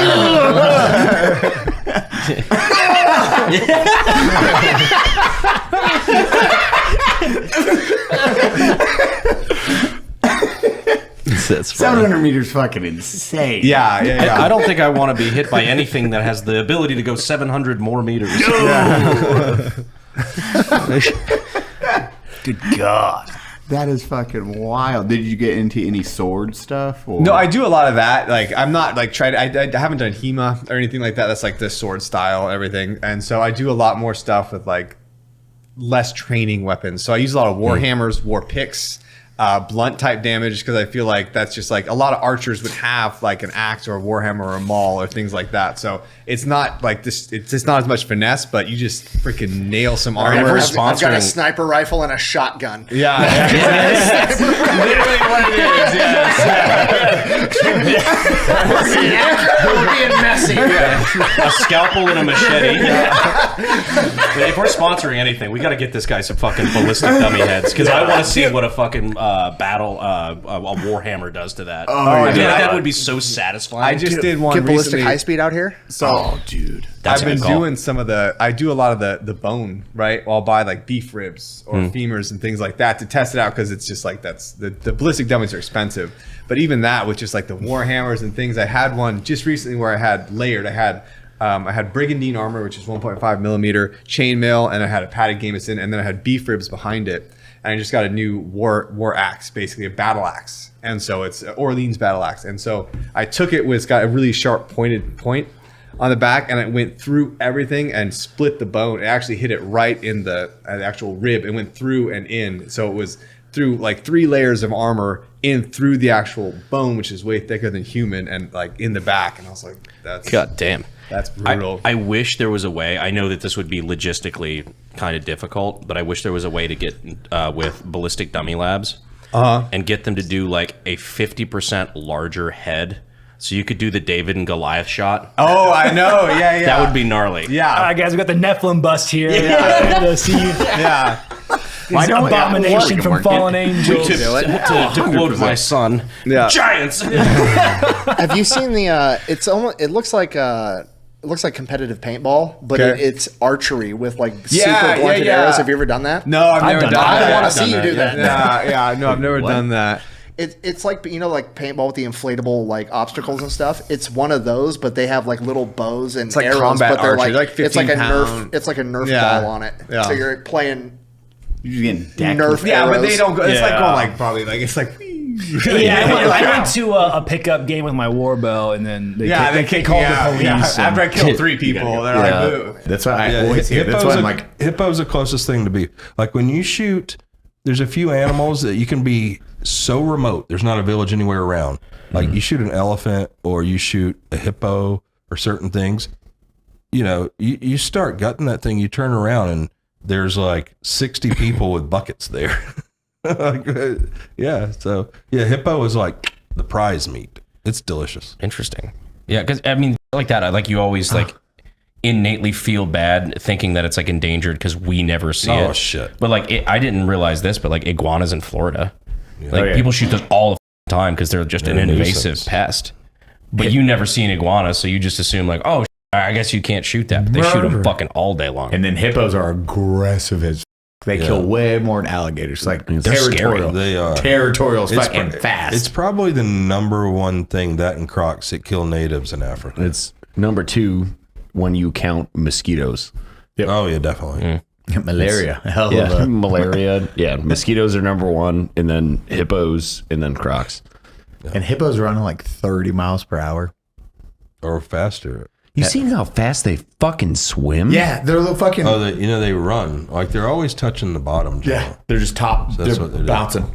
So if you see like a hippo, like if you get all the fat and everything off of it, it is like shred, and it's like, oh, that's how that thing runs so fast. Just has all this like fat on it, so it can be very buoyant and stuff. But yeah, if you hippo in the water is like it'll chase your boat and fuck you up. But the hippo on land, if you get when it goes out to feed, you get between it and the water. Yeah, hippo hunts are very exciting when that happens because you have to dome it. Like it's gonna fuck you up, so you have to dome it. Oh, we are going for like a week or 2. And a hippo is like what, 5,000 to 6,000 pounds. It's about the size of a Land Cruiser. They're very big. Yeah. Dude, that's almost as heavy as the Cybertruck. Yeah, they're the weight of a car. Crazy. Yeah. Have you watched them pop watermelon? They just put the watermelon, just the gums. This has devolved into the Joe Rogan podcast. I love it, dude. Jamie, pull up a video of a chimpanzee. You were locked in for like 6 weeks on that one. Until I started handing you fucking Jack Daniels. Immediately after. There's a clip, Chase, I think we can put that up. Me in the middle of my post-fight conference, and Cody's gloved hand comes into frame and immediately hands me a shot of Jack. I'm like, oh God, thank you. I haven't drank in 6 weeks. I showed up to the fight with airplane bottles of Jack Daniels because I know Brandon hadn't drank in 6 weeks. And they were like, hey, you want to be a corner man? Okay. And so I just found some gloves and I put some little gloves on. And I was in the corner. I was your corner man. If we're telling the real story, You weren't allowed to be the corner. I wasn't allowed to be the corner We man. found out the only thing that the security delineated being a corner man or not on was the purple gloves. So we just asked for an extra set. Oh yeah, I forgot about and that. just gave them to you, and you just walked out with us confidently, and nobody fucking stopped us. I think I'm gonna show up to fights as a cornerman from now on. Right, every time. Guys, see the gloves? Bring it back. Well, like you had Eli and then what's his name from the boxing? Tony. Yeah, you had Eli and Tony, and they're like giving them real good information. They're like, do this, do this, do this. I'm just in the corner like, yeah, this is cool. Do it, Brandon. Hit him in the face. It was, dude, hey, when you hit him in the face, it looks like he bleeds. Do that again. Hit him harder in the face area. It would be great. God, I missed. That was a good ass time. That was like crazy. Like being there, like I could see all y'all up on stage, and it's just me and Nico, and like Nico's screaming at the top of his lungs. Put your fucking hands up! He's pushed on the rail, and the rail's starting to shake, and I'm leaning on it too. And they're like, "Stop!" And he's like, "No, that's my fucking boy. That's my fucking boy." No offense at all. I almost forgot you were there because in the entire time beforehand, I was like tunnel vision. Yeah, I completely understand. Yeah, it was like I was. No stress at all. No. It's like, oh yeah, you're about to be shirtless on live TV and potentially knocked out. Ding, ding, ding, ding, you know what ding, I was ding, worried ding. about? This is like a weird fear, but I was told that this is like a normal thing that like has occasionally happened. I was like, dude, what if I get knocked out? Because like I was about to run into a fucking a congressional campaign a month after. I'm like, I've got to win this, or else this is just going to be. I'm going to look like a pussy in front of God and everyone. I was worried about getting knocked out and shitting myself. Understandable. Because they don't let you go to the bathroom after you get your gloves taped. No, you are the second you're taped and they Really? write it off. Yeah, because you get your autograph. They sign it. Whoever checks the wraps. Yeah. Then they sign it, and then you have to be visual. Yeah, line of sight. Yeah, of the team. So you don't dip them in. You Like plaster or whatever? Yeah, they do the plaster diff, so they harden throughout the fight. Very dangerous for fighters. Margarito, he was notorious for that and got caught doing it. Interesting. And then he got the fucking Pacquiao beat the fuck out of that dude because saw of that. that. Yeah. That dude looked like Passion of the Christ. God. Yeah, at the end of his face was just mangled. But I didn't know that, and like I don't know about you guys, but like if I'm like super fucking nervous about something, like I'll get like kind of like temporary Stress IBS. shits. Yeah, stress Dude, shits. yeah, I got a pregame shit all the time. I wanted to shit so badly, but I was not legally allowed to. I've been like, watch me shit, please wipe for me. I got my gloves on. Let's see how good of friends we are. I was like, you know what? I'll just drive here. It's better. Left my other car here for like God knows how long. But yeah, no flying. No thanks. I'm good. I always forget that, and then I remember. I'm like, oh yeah, that's why he never visits. It's the death. I'm like, I'm good. I don't need to fly anywhere ever again anymore. I'll just stay at my house at this point. But now you guys are like a 30-minute drive away, so this is fantastic. Yes. And we made you fly anyways. We drove him to San Antonio Airport. Forced him. I got an Uber picking you up, helicopter lands. Fly crazy. The helicopters fuck with you? No, isn't that weird? That is I love helicopters. Huh. I think it's so much better and funner. Yeah, and more dangerous. Yeah, the thing that beats up air in order to stay floating. Well, dude, okay, here, you know what the main thing probably is I just don't want to fall out the sky for 2 minutes knowing I'm going to die. Fuck! Like, no, it's, oh shit, what the done. Like, that's nice. You're already given the box of panic I know, attack. it's over like, here. yo, this guy's really loud. This is why he hasn't been here in a while. But yeah. No, He'd scream the helicopters don't entire fuck time. me I'd up. be so annoyed. I'd be like, dude, we're going to die. Please. My last 2 minutes, I don't want to hear you screaming at the top of your fucking I'd be like, lungs. then fix the plane, dude. Like, I'm going to make sure you were the first person on this plane to die. Yeah. And people are like, oh, well, if you're that worried, you can like go and get like your skydiving license. And I'm like, that's great. But if you go through TSA with that thing, one, I'm going to look like a terrorist. Two, I can do that, but I don't know how to repack a chute. I don't want to repack a chute. And they can go through it. Nico walks into TSA. Hold on, stop. Did DB Cooper give you I that was advice? trying Who the to- fuck is You trying took my to- fucking joke. Who the He's telling you, oh, if you're nervous, just pack a parachute as you're carrying Because on. then I won't be afraid to get on the plane, Nick. No, I understand where you're coming from. I'm saying, what psychopath gave you that advice? Like, that would It was actually my idea, and then everyone agreed with me, okay? Did they agree with you before or after they found out that, like, even DB Cooper probably didn't survive jumping out of a fucking commercial airliner with a parachute? At least I have an option. I just That's like my during thing. this plane wrecking, you're gonna be like, okay, we'll just unbuckle. We'll walk to the back. It's gonna be smooth sailing, not violent turbulence smashed around. You're gonna open that back door and be like, okay, and then you're gonna hit the wing, die, get sucked into the engine. I jump out, hit the wing, my chute just flies off, and I'm like, oh, God damn it. Now you're just dragged down. Yeah. You're caught on the wing. I'm just you're hitting cold. the You're plane. like, just flat. The ironic part is that the plane would have been fine until his body hit the wing. They're like, oh, we regained stability. Oh, God. Oh, shit. No, my plan is I was like, you know what? Maybe I'll buy like a nice little plane, and then I'll just have parachutes on it, and then I won't give a shit. That's a good idea. No, they don't like my idea. Okay, I'm going to go fuck myself. It's a great idea, Nico. It's a great idea. Thanks. I will pay money to try to see you bring a parachute in as your carry-on. Well, so I've thought about this. Is that allowed? Yes, it is. Yeah, you get a free cavity search with every one. Pretty much. The problem is that you can do that, but the TSA can open the chute, they can inspect it and do all of that shit. And I was like, well, if you hate me and you want to kill me and you like take little scissors and do whatever to me, like I don't want to repack it in the airport either. I don't even know if I could. That would be fucking like, hilarious. I'm good. though. What did you do to the Pay no TSA? attention to the man repacking his parachute in the middle of the terminal. Seriously. Now imagine, something worse. Imagine he's repacking the chute and you realize he's on your flight. That's how you Like, get what the- rid what of the the fuck does this terrorists on guy the know flight. that- They're like, Especially oh, with- he's got this one. I'll pick a different one. I'd just be terrified seeing you. You're on the phone getting mad trying to repack this. And as an outsider that doesn't know you, they're just like, he's fucking all over the place. This guy's yelling and then quiet and smiling and then doing a weird laugh and then a happy laugh. What? It's the Uno reverse card. An Arab guy sees a white dude on his flight and changes flight. Oh, He's hell like, no. no.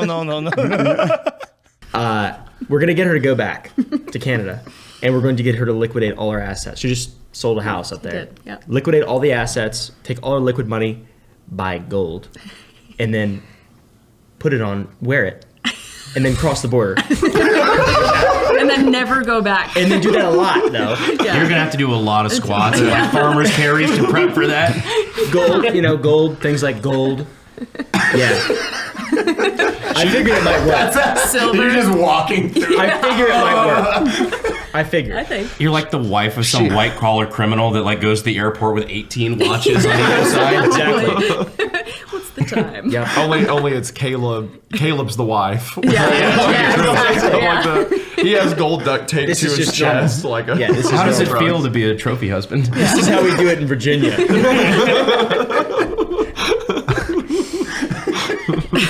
trophy husband? Yes. Walks across the border covered in gold. I need to claim asylum. Yeah. Don't tell anyone, but Justin Trudeau kind of wants my shit. Governor Trudeau. Governor Trudeau. Yeah, Governor Trudeau. Yeah, it's a bitch. I had a Traeger grill right there. I was cooking. Like, we're good. I had the steaks. I was like, this dude's like, bro, what? Why don't you want to fix my dad? He's like, first off, it's a fucking steak. It wasn't fix it. It was just help me build it. Oh, big difference. Oh, big difference. This motherfucker claims to be Hispanic, can't build a fucking deck. My deck is not crooked. Now, I will also say, we'll get back to the other stuff, but Zach did knock his head helping me level it when I first put it up. And I'm pretty When sure you he got first put it up. Yeah. That's interesting. You want to talk about that too? All right, so the wife says, let's buy a pool.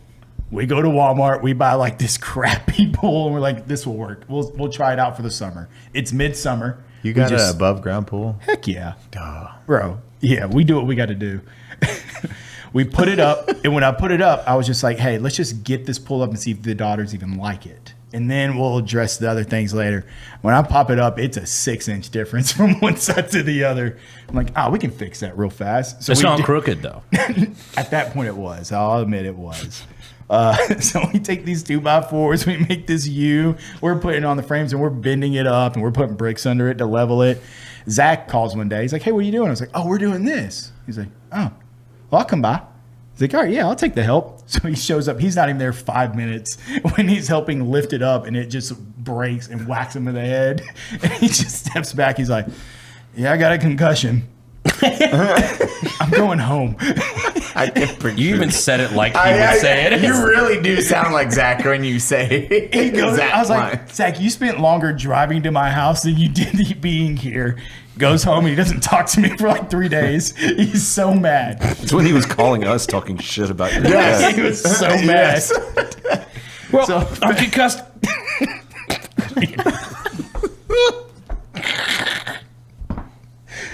So fast forward a whole nother year, and I'm like, all right, I'm going to take the pool down. I'm going to re-level it, and then I'm going to build a deck. Because all the previous year, my daughters were in it every day. Like, we're going to redo this now. Yeah, I should have done it right the first time. I get it. But I'm just thinking of like, are you competing with Al Qaeda for how many gray spots? so I go to put it up for the second time after fixing it. And that's when I was like, hey, y'all want to come help build the deck? And he's like, no, I'm not helping you build your crooked deck. Last time I almost had a concussion. Same, whatever. Just like same above ground pool. Yeah, same above ground pool, but I had leveled it this time. I bought all the equipment to do it right. I hired a buddy to come help out, and we built this deck. And then he's I like you hire them, but you're like, I got steaks for you Steaks, bro. unsub boys. Yeah. $8. I was almost done at that point. I was thinking about coming over, and Zach's like coaching me. He's like, no, don't do that. Don't do it. You'll have a concussion. He'll concuss you. Yeah. So like I get done with it, I take a picture of it, and Zach's like, there's the proof it's crooked. I'm like, it's not crooked, bro. Well, fast forward again, even more. Zach sends me a text one day. He goes, hey, my daughter's making these bracelets. You and the family want to come down to this flea market and buy some. I'm like, yeah, we'll swing by. So me and the wife grab our daughters and we drive out there. We buy these bracelets. We're walking around at this point, checking out other things at the market. Zach sends a text, says, hey, my wife's coming by. Why don't y'all swing back by over and come say hey? So we're like, all right. So we swing back over there and we start chit-chatting. And somehow, in the middle of this conversation of our wives talking, the deck comes up again. And this is where it gets crazy is we have houses now divided in relation to this deck ordeal. My wife looks at Zach and says, no, the deck's crooked. It is 100% crooked. I'm on Well, yeah, team. we're watching the kids play with a ball, and one of them's just dropping it and rolling it to the other.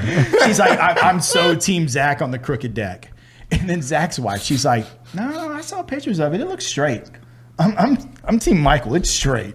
And now we're like, all right, what do we do? Our families are torn on the simple fact of this deck being crooked or not. It's never going away.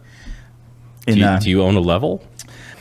So, like, total watch nerd, my favorite watch is a Tudor Pelagos. And I was like, oh, the dude across the table from me has the same watch. And I, like, brought it up in conversation. He was like, yeah, kind of, sort of, not really. And he shows me Mine's a little his. different. And on a Tudor Pelagos, it says Pelagos in red on every Pelagos, period. And his is in gold. And he's like, yeah, there's not a whole lot of these. Go ahead. I don't know. It goes back. The Tudor company and you know, Frogmen go back way back, right? So one of our guys, we were looking for a squadron watch, and he had a connection through his father, who was a watchmaker or whatever. I don't know the whole story on that, but so they made a deal with Tudor, and they made squadron watches for us. And mine says it's in gold because I was Gold Squadron. The red guys are in red, the blue guys are in blue, silver and silver. Imagine you're in Red Squadron and you just get a regular Tudor watch. You're like, fuck. Yeah, it's a little different. There's something else that's I don't know. Yeah, so I mean, how many of those Pelagoses are in existence, if you had to guess? Like 30, 60, maybe, ever? There's probably of these with the yeah, gold with the one on there. gold Pelagos? With the gold Pelagos, there's probably 100, 150, maybe. Yeah, ever. Maybe. And you got to be like a special person to get one. It goes even worse than that because this the serial number on this one, it's attached to my name. So if this shows up on the black market, somewhere gray market, Tudor will be like, what the hell? Because I can't sell it. I can't give it away. So you're not allowed to sell it, period. Nope. Oh, no shit. No, I can't sell this. That's kind of cool. Yeah. Watches are more regulated than like Super Bowl rings and Olympic medals. It's kind of wild. You missed some really funny shit. Bro, it got aggressive after you left. We almost got in a fight. With who? An 80s action movie villain. Literally, bear in mind, we stayed up till 3 a.m. the night prior watching both versions of Roadhouse, and That then we is true. almost got in a bar You're fight feeling the it. next night. I feel like that was completely not our fault. We were sitting there minding our own business, and a woman that apparently was 40, based on what she said, and was Loudly. recently divorced, that she said 5 more times, came up and was hitting on some of us, and we were just all polite just or wanna, whatever, and we were like, yeah, cool, blah blah blah, and she talked for like 5-10 minutes, and then like went Like off, standing over our table like while we're standing just over trying to us hang out. while we're talking. I was like, oh, vodka, you guys. They were offering to buy drinks. How did you It was know like- she offered to buy us vodka? I was there. Oh, for You were that there part for the you were first there? part. You were there Yeah. for the you were there for the second part. The first part was like, I was like, oh, vodka, blah, blah, blah, blah. And I was like, well, I got to use the restroom real quick. And I went and fucking shit because I had cheese. But when I came back, they weren't there. I was like, no. I don't have to. So she went and was like making out with some other dude that she went and found at the bar for a while, very aggressively, like licking tongues Like at the they bar. were getting kicked out of the bar. It was aggressive. And then as they were leaving together, she stopped at our table again and was like saying hi again. Was it you have 3 exits to make up your mind? I think. Was her phrasing.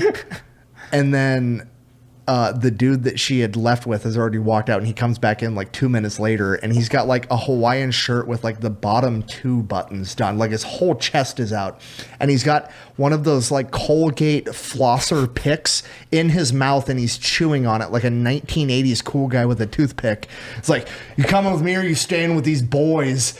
King Trout looks around and is like, did that just We all did like just the sunglasses off, like this. Not saying we're hot shit, but this is a bold table to have that attitude with you. Les Grossman. Any table of 3 grown men by yourself to walk up and be like, these boys is insane. You have this 250-pound gorilla right here. You're gonna call him a boy, and with Brandon and fucking Trout sitting there. That's That poor wild. guy also, he's like, I'm getting late tonight. And then the girl's like, oh yeah, I forgot about you. I'll curse you. I don't know how to say She this, was but shit like wrecked. this guy doesn't look like one of us. Like it's just a very mid, skinny white guy. We're He just like he looked like a doesn't. 1980s tough guy at a bar, and we just got done watching Roadhouse. I was like, and in the back of my mind, I was like, all of us can post bail. This isn't. Like, man, I just wanted to go home. There's some mugshots that won't be good for my career, and there's some that would, and this is one that might be pretty cool. It worked for Trump. Just saying. He sold a lot of shirts, man. It's kind of my thing. I just remember them being shit wrecked when they approached, and then it didn't get better. I didn't figure that. I was like, ooh, okay, I'm out. I'm sorry. I dadded that one. I went home last night. I was You like, were I wanna out go, for that part. Yeah, I was like, I want to go see my son. You guys went out and almost got into a fucking bar fight with a 1980s villain. You would have been so pissed if we got in a bar fight without you. I know, that would have been horrible. I was asleep by Her drunk friend comes up. I've never seen a man so openly displaying his wedding ring, and I was like, okay. How were you sitting? I was sitting like this. With your wedding ring because hidden? She was like standing above me, so I was like this, listening to the conversation, and her friend walks up like, this guy's trying to show off his wedding ring, and I was like, yes. I mean, no, but also I'm just in a yes. defensive posture because I don't know you and you're hovering Because I'm over me. uncomfortable and you're dressed like Han Solo in January. Like, That is pretty funny now that I think about it. Don't talk shit about the white Whitney Houston. oh my God. She did say that. She literally, said- she was so drunk. She's like, I just after we just watched her make out with a dude at the bar. I recently I got went home at divorced. 9:10, by the way. This all happened over the course of 30 more minutes. I shouldn't be doing this. I just got back from church from worship. And she's like, I go to a black church. They call me the White Whitney Houston. And I'm trying. I had to get up and go to the bathroom. I was laughing so hard. God, she was trying really hard. Damn, 30 more minutes. Damn. I should have stayed longer. Sounds like you guys were not picking up what she was putting down. I don't think we wanted to pick up what she was putting down. NPC behavior, dude. What was, the random encounters from GTA? What is Strangers and Freaks? It's like, oh fuck, all right, this is entertaining. To celebrate the Army 250th. We appreciate you coming out here. You actually went to military school because you were a troublemaker? Oh yeah, man. I got some shit. I got sent. So here's the thing. My mother was actually threatening to send me since I was 8 years old. And she would like send me, like, she'd give me brochures to show me she wasn't playing around. I looked at the brochures, but she could never afford it. And then finally, when I was 14 years old, she said, I'm gonna send you to military school. And I was like, all right, mommy, I know, blah, blah. And she's like, no, you're going next week. And she sent me to a place called Valley Forge Military Academy in Pennsylvania. And I remember, when I first got there, I ran away 5 times in the first 4 days of that school. I couldn't stand that place. How'd they catch? Wait, how far did you make it? And how'd they catch you? Probably about a quarter mile each time. They called me because the school's in the middle of the woods.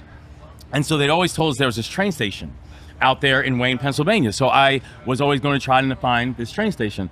And in fact, so true story. The last time I tried to run away, second last time I tried to run away, they actually drew me a map on how to get to the train station. Because it was like, it's just pathetic that I kept on getting lost. And they're like, you fell for it? I know. So they came into my room and they told my roommate to leave. They're like, they told me, like, we got to attention and they told my roommate, they said, get out. We're going to talk to more. And I was like, all right, well, whatever's about to go down now is gonna be bad because they don't want witnesses, right? So I'm standing there. They tell me to take a seat, and I'll never forget it. His name was Sergeant Austin. And his first name was Dallas, and I thought that was hilarious. But he was my squad leader. He sits down and he's like, listen, it's obvious you don't want to be here, and quite honestly, we really don't want you here. So I've drawn you a map on how to get to the train station. So he gives me this map, and it has like handwritten instructions. It has a pace count. It has landmarks, and I'm literally like tearing up because I'm so happy. And I tell this dude, I'm like, listen, I'm never gonna forget you. When you get out, let me know. We'll grab lunch or something. And he's just like, just get out of there. So that night, I had this whole big great escape. I follow this map into the middle woods, and I'm just going deeper and deeper and deeper into the woods. And you have to understand. So like I knew cities until that point in my life. I don't know anything about the woods. And so like the only thing I know about the woods are like in horror movies. This is where folks go and don't come out of. So eventually I just sit down and I start crying because I'm terrified. And then I started hearing footsteps, and I thought it was just like bears or gorillas or whatever's chasing me in the suburbs of Philadelphia. And then I hear laughter, and it was my chain of command. Because they followed me out. The map was completely fake. They just enjoyed watching my flashlight making circles in the middle of the woods. And finally they let me come when they brought me back to campus, and they told me, they said, you're allowed to make one phone call. They said, I don't care who you call, but you got 5 minutes to make a phone call. And I called the only number that I knew, which was my mom. And I was complaining and tell her how I wanted to go home and all kind of stuff. And finally she said to me, she's like, too many people have sacrificed in order for you to be there. And she's like, and they're proud of you, and you got to give it a shot. And so after a pretty tumultuous few days, I finally gave it a shot, and it ended up working out for me. Your mom saved up though to put you through that school. It was crazy. I mean, she that is she what saved. my dad saved up for Christmas present. And your mom's like, bye. But you know what's crazy is that, and my mother's not a person who like makes empty threats. Like when my mom makes a threat, she's not playing. She's literally couldn't afford it. And so she was asking around, like, people she went to church with and saying, like, I really want to send my son.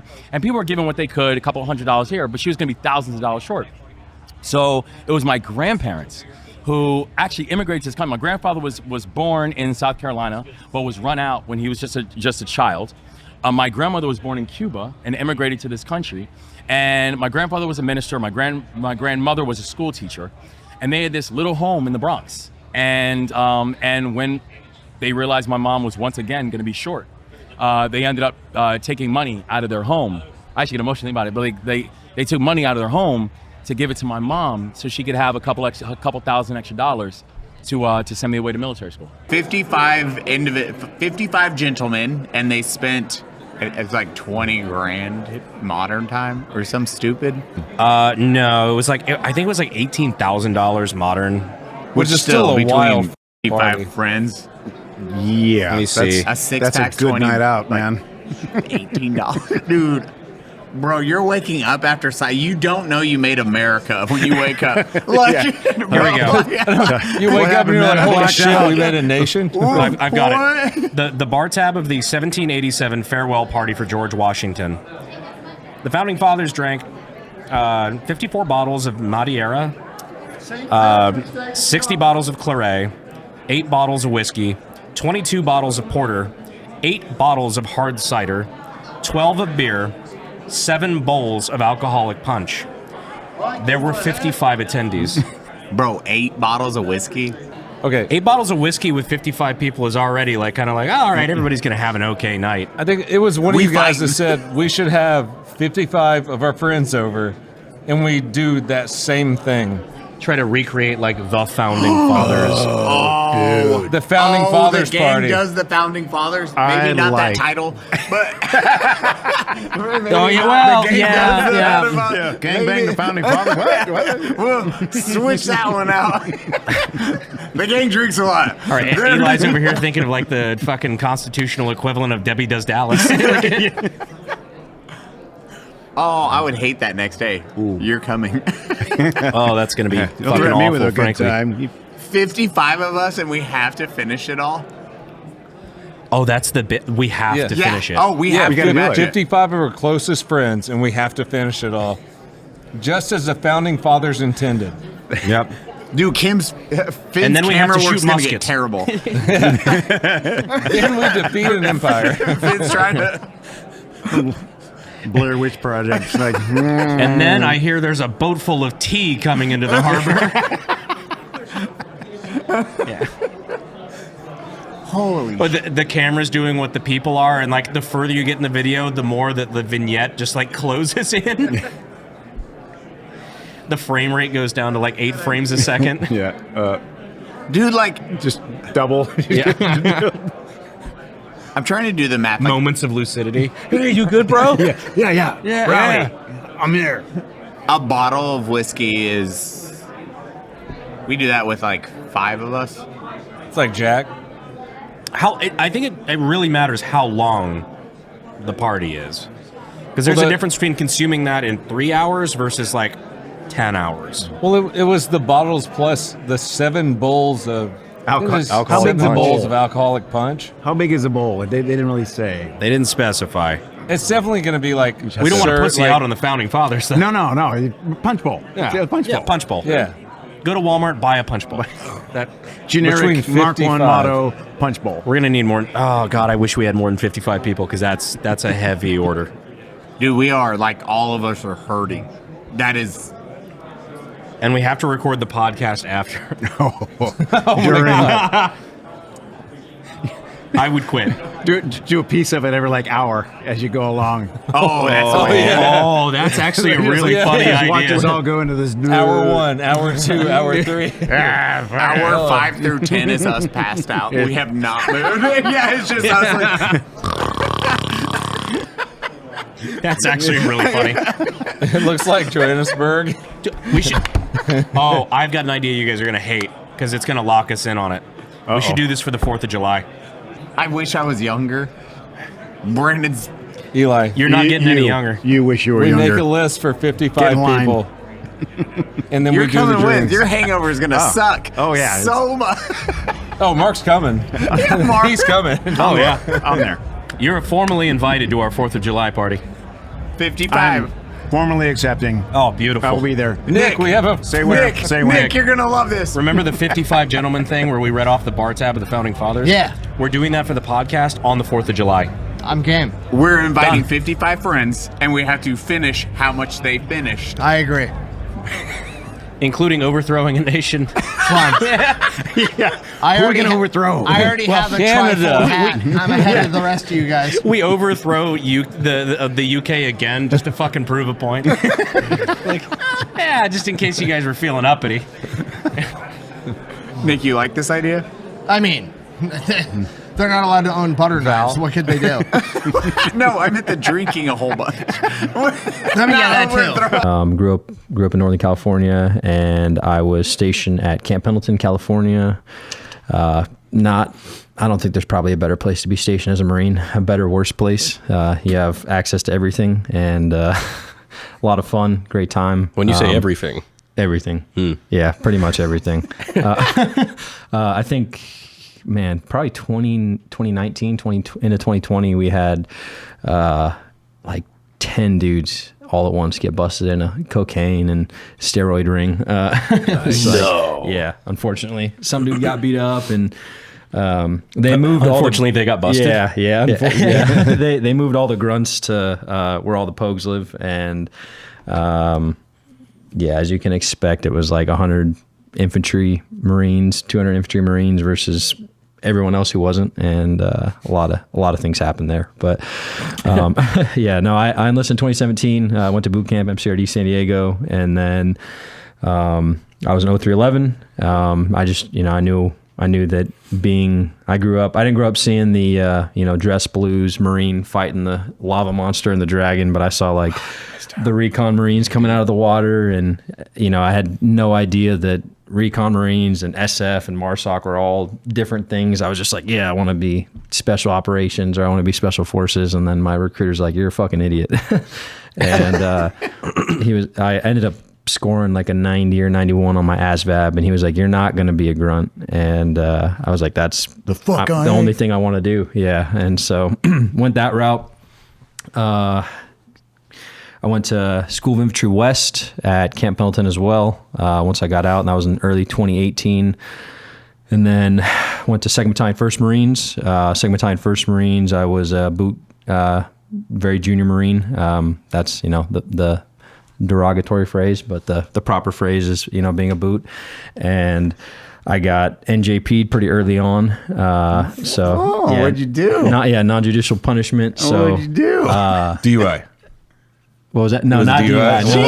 You know what was crazy? That's always everyone's first Article 15. Not it was really dumb. He just comes out swinging like, oh yeah, I got this. Oh, did you beat your wife? Yeah. It's like, fuck, dude. It was manslaughter. Yeah. Awesome. That poor family of 5.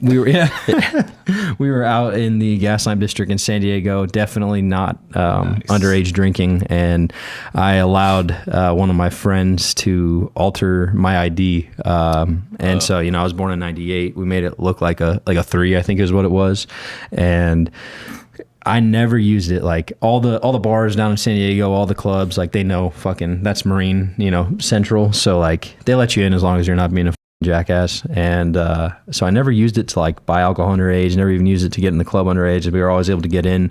But right when I got to the fleet, so I got out of infantry school, like boot camp infantry school, got to the fleet.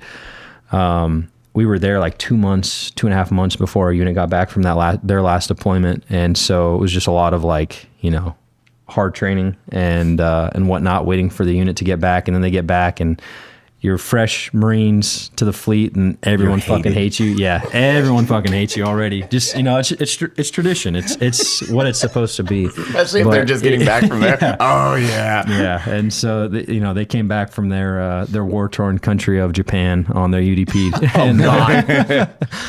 Cheers. Yeah. It's like, bro, you just watch an anime for 8 hours a day. Shut up. But yeah, they pulled us all in. We're doing the whole like running around, being a young junior Marine, learning things, getting things thrown at you physically and hypothetically, I guess. But they pulled all of us in one day, and 2 of my buddies, there was probably about 10 to 12 of us that had had their IDs altered, and 2 of my buddies at the time, fucking dumbasses, went to pass an ID, and they're like, their chips and their cards, like to put them in the little CAC reader, stopped working, and so they needed to get new IDs.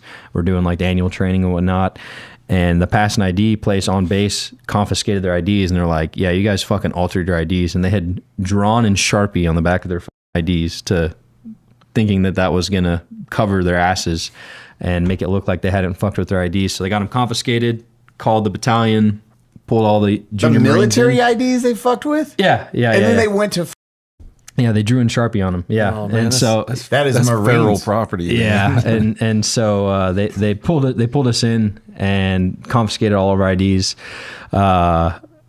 and one of our staff sergeants at the time was like looking out for us. He pulled out like 2 more IDs out of the stack, and he was handing them back out. And our gunny at the time was like, let me see those IDs, Staff Sergeant. And he was like, I already checked them, gunny. And he was like, I want to check them. And he was like, I already checked them, gunny. And he was like, give me the IDs. And he took the IDs from him and pulled out like 8 more, handed out all these IDs. And there's like, 10 of us standing there. He's like, all right, if you didn't get your ID back, see us in the company office. And so we all go to the company office, and everyone immediately just like, we're like, we're fucked. This is the end of the world. Worst thing ever. Like this, how did this happen? And everyone but me accepted the NJP like on the spot. They signed the paperwork. They got the 2 weeks of restriction, slap on the wrist, and like, nothing really happened. Like some promotion restriction. My mom was a family law attorney my whole life growing up, and she was always like, if you ever get in any trouble legally, like civilian or military, request a lawyer. Like no matter what it is, request a lawyer. So I'm like, I want to speak to a lawyer. And they're like, you what? You want to speak to a lawyer? And I was like, yeah, I want to speak to a lawyer. And so I had to wait like 3 days and to get an appointment on main side. And so I spend the next 3 days fucking cleaning the CP, getting screamed at by every single person in the battalion. And they finally get over to the lawyer, and he was like, brand new, fresh Lieutenant Jag. And he was like, hey, well, your NJP paperwork says that you altered your ID, so you didn't. Your friend did, according to your story. So, go in, deny NJP, and like it's gonna get fucking sent away. So I followed his advice. I go in there and deny NJP. Battalion Sergeant Major calls me up to his office, super thick, Mexican accent. And he's like, you think NCIS isn't gonna figure this shit out if I can, and I'm a stupid Sergeant Major? And I'm like standing there parade rest, like, holy fuck, like my life's over. I've been in the Marine Corps for 8 months, like I'm getting kicked out, what the fuck's going on? And he slams my ID down on the table, opens his drawer, and he pulls out a razor blade and he throws it on the desk, and he was like, have some fucking integrity. And he sits there and he takes the razor blade and he's like scratching it back and forth across the spot that was altered, and it's like getting stuck in that one spot. The ID didn't look bad, but I was born in 98, like saying 93, it was, messed with. And so he's like, it's like getting stuck. And he was like, if I can figure this shit out, you think NCIS isn't gonna be able to figure this out? I'm like, fuck. And he's like, have some fucking integrity, like tell me the truth. I'm like, Sergeant Major, like this is what happened, this is what the JAG told me to do, I made a mistake. And he was like, all right. He's like, thank you. He's like, I'm gonna push for a 6105 or page 11, whatever it is. And I go back down. It's not up to him though, it's up to the company level. So I go back down there, they pull my NJP paperwork, tear it up in front of me, type up new fucking NJP paperwork saying that your friend fucking altered it and NJP'd me, and it was like company level. At the time I was like, oh, this is it, the end of the world. I'm like fucking tears in my eyes, like, oh my gosh, like talking to my squad leader, my platoon sergeant, and they're like, you're a piece of shit, like fuck you, but do better. And so it was honestly the best thing that could have happened. From then on out, I was like, I have to, I can't fuck up, or I can like got to learn to not get caught. And so from there on out, I was like, I need to be the best that I can fucking be. And I was on my P's and Q's, and it was honestly the best thing that could have happened. I mean, from there on out. So we go out. This is the San Diego show, and everything's going great. She does her little delete me bit. She goes out in the crowd and bye, love you, go watch me perform, whatever.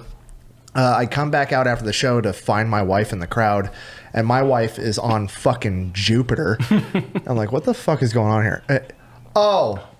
Hannah ate the entire chocolate bar. Okay, how much is an entire chocolate bar? She wasn't feeling it, by the way, But it wasn't just a chocolate I've been there. Yeah. It's not doing anything. You want to take a guess on how much a chocolate bar was? She doesn't do any weed at all. Yes. 100 milligrams? Yeah. I was going to say about 100. Yeah. Out the gate. Thanks for playing, dude. If I do 10, I'm legless, and I'm a big guy. So that's right. Yeah. I was like, oh, God. Get out of here. She was paranoid. It was aggressive. It feels like you're dying for several hours. It's a horrible experience. You gotta realize she was in a crowd with 1,100 people that all knew who she was, and they all wanted to come up and talk to her. And she's that's just not fucking like. Dude, I walked up, I was like, you good? I was like, you can go eat and lay down. And she like She just starts ascending into heaven. I was like, she looks mad. She's like, I'm not buying you dinner. talking to you. I have questions.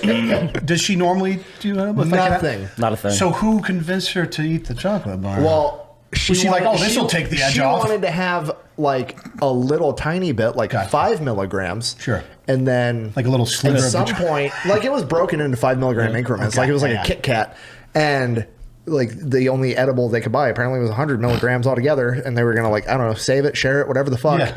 And her brother who does, do edibles and stuff. And he turned around and she was like, yeah, she just ate the whole thing because she said it wasn't working. And now it's definitely fucking working. That is the way. That is the roller coaster that people get on. It's like, man, it's been 10 minutes. I don't feel a thing. 20 minutes. This isn't working. Jesus Christ, Kylo Ren, calm down. Yeah. The good news is that's a mistake you typically only make once. Yeah, I guarantee it.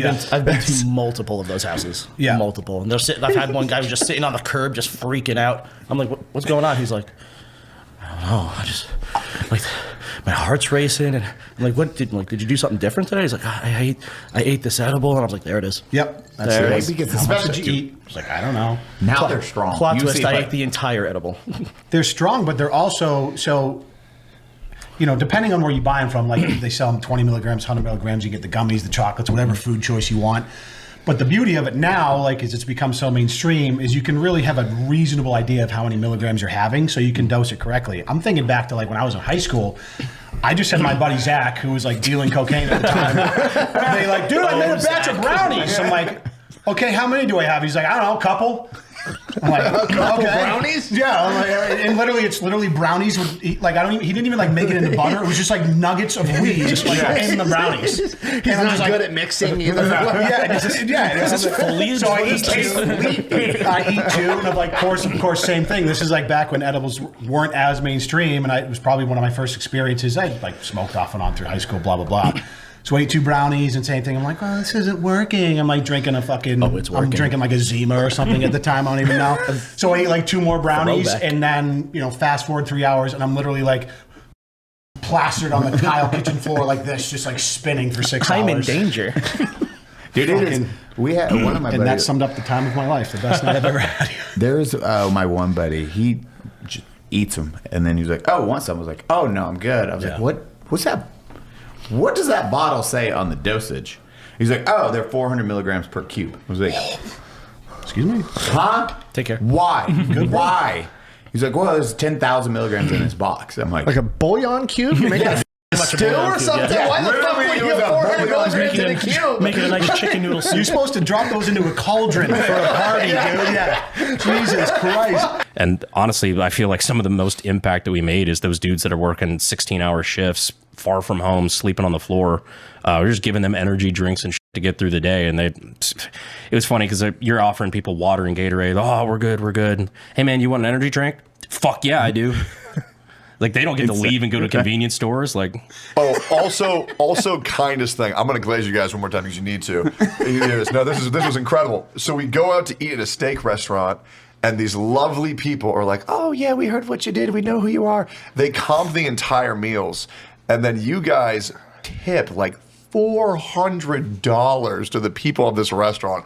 Good deeds not on camera is very rare from streamers these days because there's a lot of people who are like, "Oh, I'm gonna go do some charity." Yo, chat, check out me doing this shit right now. And they will only do good deeds on stream. But if you call me a streamer again, you're gonna have to beat my ass. I'm so sorry. Brandon? Oh, thank you. Are we shiny? Yeah. Okay. I just looked at it. I was like, everyone got a little glaze to them. That's, dude, the tip your servers unless they suck, then don't tip them. But always I will tip your fucking servers. I will say, I fucking hate tip culture, bro. I think it's so bullshit. I understand it's out of control. We have to operate within the confines of American culture, but it would be nice if employers would just pay their fucking employees. All right, Reservoir Dogs. The line was when Subway started asking me for a tip. That was the line for me. That's a thing? Subway asks for tips now. Yes. That's crazy. No, sandwich artist. It's like, bro, I'm, as far as I'm concerned, I'm the manager in this situation. I mean, to be fair, I told you exactly what to do. I watched you do it the entire time. Did you tip me for telling you how to build it? It's everything deserves a tip now. They'll just turn the machine around. You're like, well, I bought groceries. We went to that one store that's near the house, the head shop, and they have tip on there. Seriously? Yeah. Oh dear God. Yeah. Like I don't understand. If your job is to sit at the counter, like if it's somebody like you're a server, you're running around, you're grabbing shit, you're putting orders back in the kitchen, you're running out to the tables, you're running around, you're being super polite and everything. Yeah, tip the fuck out of that person. Like that's awesome. If your job is to ring things up and then just like hand me an iPad and look me in the eyes, like that's bizarre. Yeah. That didn't used to happen either the last couple of years. No, I get confused on even if like an electrician or like an AC repair dude comes. I'm like, do I still tip him? Because No. he was not. I don't know. Here's $20 extra. Yeah. You know how many electricians just unfollowed me because of that? Did it for 10 years. Guess how many tips I got? None. Really? None. Oh, okay. Really? 0. I need to stop tipping. Yeah, you're right. Because I just had a guy come to redo my lawn, and it was like he paid me $3,000 for the service. I'm like, is that enough? Or like, do I give him an extra 10%? How does this work? Where you don't come back to my house and break my windows? Because you know where I live now. So yeah, I tipped him $300. Is that crazy? I give him 10% extra. Maybe I'm an idiot. I don't know. I'll tip on services like that when it, like, for example, a couple like neighborhood kids came, like, and they're like kids, like young teenagers, just came and asked if they could cut my lawn. Oh, I hate was that like, shit. Yeah, that's cool. Sure, fuck yeah, all right. I can't stand that shit, bro. I can't stand people coming to my house and offer me shit, bro. It's like I'm getting ads in real life. It's like it's so annoying. Like I'll just be streaming. You slam the door on these kids that are trying to like make a hustle, and you're just like, this is why I've got the Brave browser. These things called LRDRs, long range discrimination radar. Oh, that's like us. Cody and Rich. Yeah, Cody, you and I do long range discrimination. That's only in like underprivileged neighborhoods. Though. No, yeah. you They guys also were see everything. you were beat cops. That's short range. It's he's still got it because we were driving through Texas the other day and he was just like minority and then he locked the doors and I was like, yeah, he's got it. Dude, what color are the silhouettes that you guys shoot at in training? The color they African should American, be. black. Shit, what do we call them? I'm gonna get a water. Anybody need anything? No, like just to stop eating. I'm sorry. I'm No, sorry. you're good. You're on your tism right now. I have never seen anyone bully people so well on Twitter. I thought I was good at bullying people on Twitter, but when people start talking about missiles and attacking the United States or attacking other countries, you're like, no. It is honestly, I learned from you. So I will say that I got Twitter when Brandon was running for office because you guys were in a knockdown drag-out battle with his opponent. And I was like, I just want to watch. And then I watched you. Of all people, I started seeing what Cody was saying on Twitter, and I was like, I could do that. I could do that. And now me and you are tag teaming Iran. It's my favorite pastime. Like, honestly, more than any social media I open on my phone, Twitter is number one. I'm just like, all right, let's see whose day I can ruin. Let's just scroll through this. It's my favorite pastime. I love how they're parading around, like the Iranian military is like parading around cripples in formation. They're just like, we could fuck up the United States. I'm just like, dude, you guys are the people that like are the tutorial of the game we actually want to play. I broke it down mathematically because I did a video, it's my USA versus the World series, and it was versus Gaza. And what I ended up doing for most of the video was talking about the history of Gaza and Israel. And frankly, the more I read, the less I know who the fuck it belongs to. I have no idea why everyone wants to kill each other for that chunk of land. But, like... Beautiful area. Yeah, I guess. But... Gaza it is could be. I was like, let's just see if I can prove this mathematically. How fast did the U.S. take Iraq? Okay, we took it in X amount of days. It was like 33 days. How many square miles is Iraq? It was like 7,000 square miles. Okay, how big is Gaza? 141 square miles. I was like, okay, let's do some math. Break this down. 26 minutes, by the way. United States could take Gaza in 26 minutes. That was on my list of shit to look up. I mean, 32 minutes, the Whoppers will be ready. To be fair, in actuality, it's taken Israel a few thousand years. Yeah, that's fair. Don't make those people mad, Brandon. Come on. I was going to say, pointing out a faction. Yeah, I feel like those people is worse. Yeah. What are they going to do? Donate millions of dollars against his political campaign? God forbid. Like a pack of them? A super pack of them? No. I don't know how much of that we can even keep. That was. I'm gonna get another water that I'm not gonna get. Just put black bars over Brandon's eyes. But, redacted Brandon. Yeah, it just pops up and it goes away. Punished Brandon. But jumping back to the Golden Dome, so is it? You know, a lot of people ask me like, is this realistic? Okay, first of all, you got to understand we're the United States of America. Anything we want to do is realistic. Like we do shit because we can. We have a knife missile. We have just like crazy amounts of shit that the United States has built, and it's just like, why not? Like that's kind of the U.S. mentality. So is it going to be expensive? Yes. However, the goal is to build a network of sensors that all talk to each other. Now, sensors that talk to each other and say, hey, I see this here is an easy thing. The world has that. But sensors that say, hey, I'm looking at this thing. I need you to fire your missile and guide it until it's within my radar fan. It's like we were talking about last time with the relay race of like sensors and missiles. Imagine like you're a sniper and you have spotters all along your path. And every time like you squeeze the trigger, your spotter, as it gets into their flight path, takes control of that round and guides it where it needs to go. It's the same principle. It's a really difficult concept. Is it possible? Yes, absolutely. But then we get into like what is considered, and this is the part of my job that I really hate. It's kind of like playing God. We do what's called a CVT assessment, criticality, vulnerability, and threat. Now, is Pawtucket's farm in fucking Pennsylvania, Iowa important? Yes, because we need sustenance for our forces. However, is it important as where we build bullets, bombs, ships, things like that? No, it's not as important in the short term. So we need to protect those assets more. It's kind of like the Fight Club thing of like where they do the mathematics on, you know, is it more expensive to do a recall versus the lawsuits on the people they kill? Exactly. Like, hey, D-Day's happening at this time, but then it keeps getting delayed and pushed back. And your adrenaline trying to sleep during this 72 hours, how long did that take before from time of mission supposed to happen to when actually D-Day happened? Well, I'll start from scratch. Okay.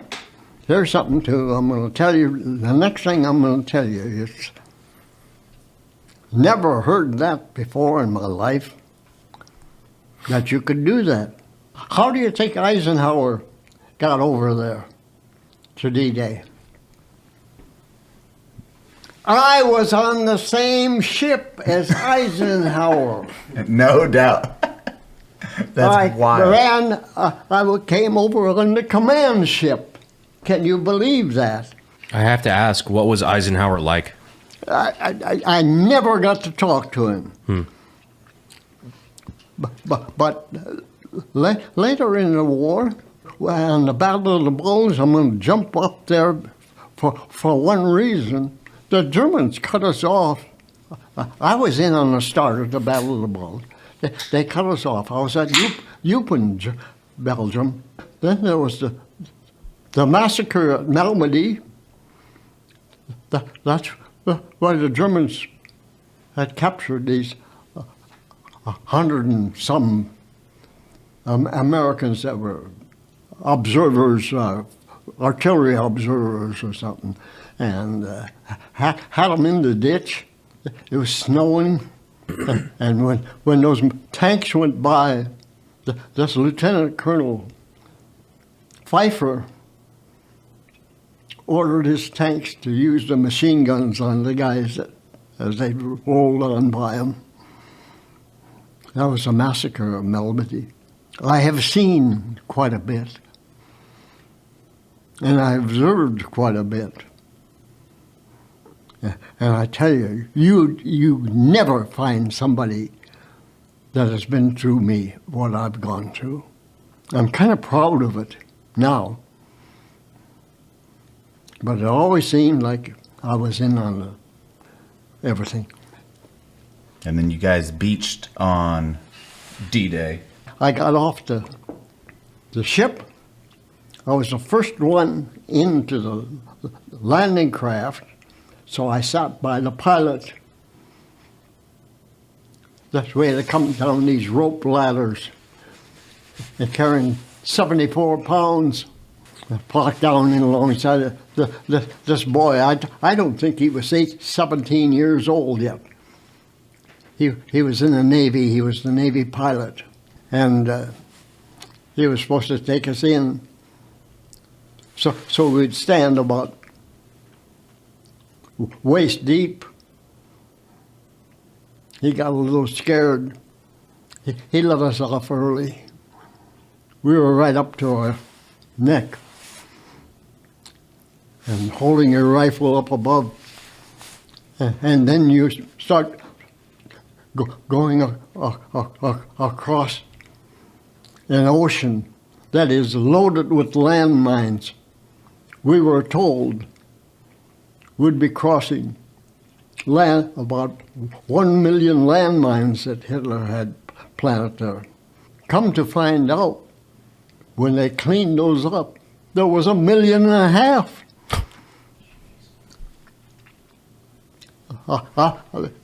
We received a lot of small arms fire from the shore. It didn't bother me one bit. I was afraid of stepping on a landmine. I went through 6 battles.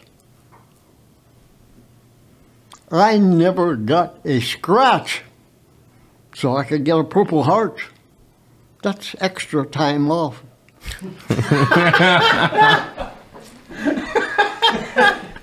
Our Eli Cuevas, the extra time off recipient. And I didn't get extra time off because I went to the wrong aid station. When I got shot, I went to the wrong aid station. So I was at work the next day. I had a mission the next day. I got shot in the leg. Oh, see what I mean? Bum, bum, bum, bum, bum, bum, bum, I'm like,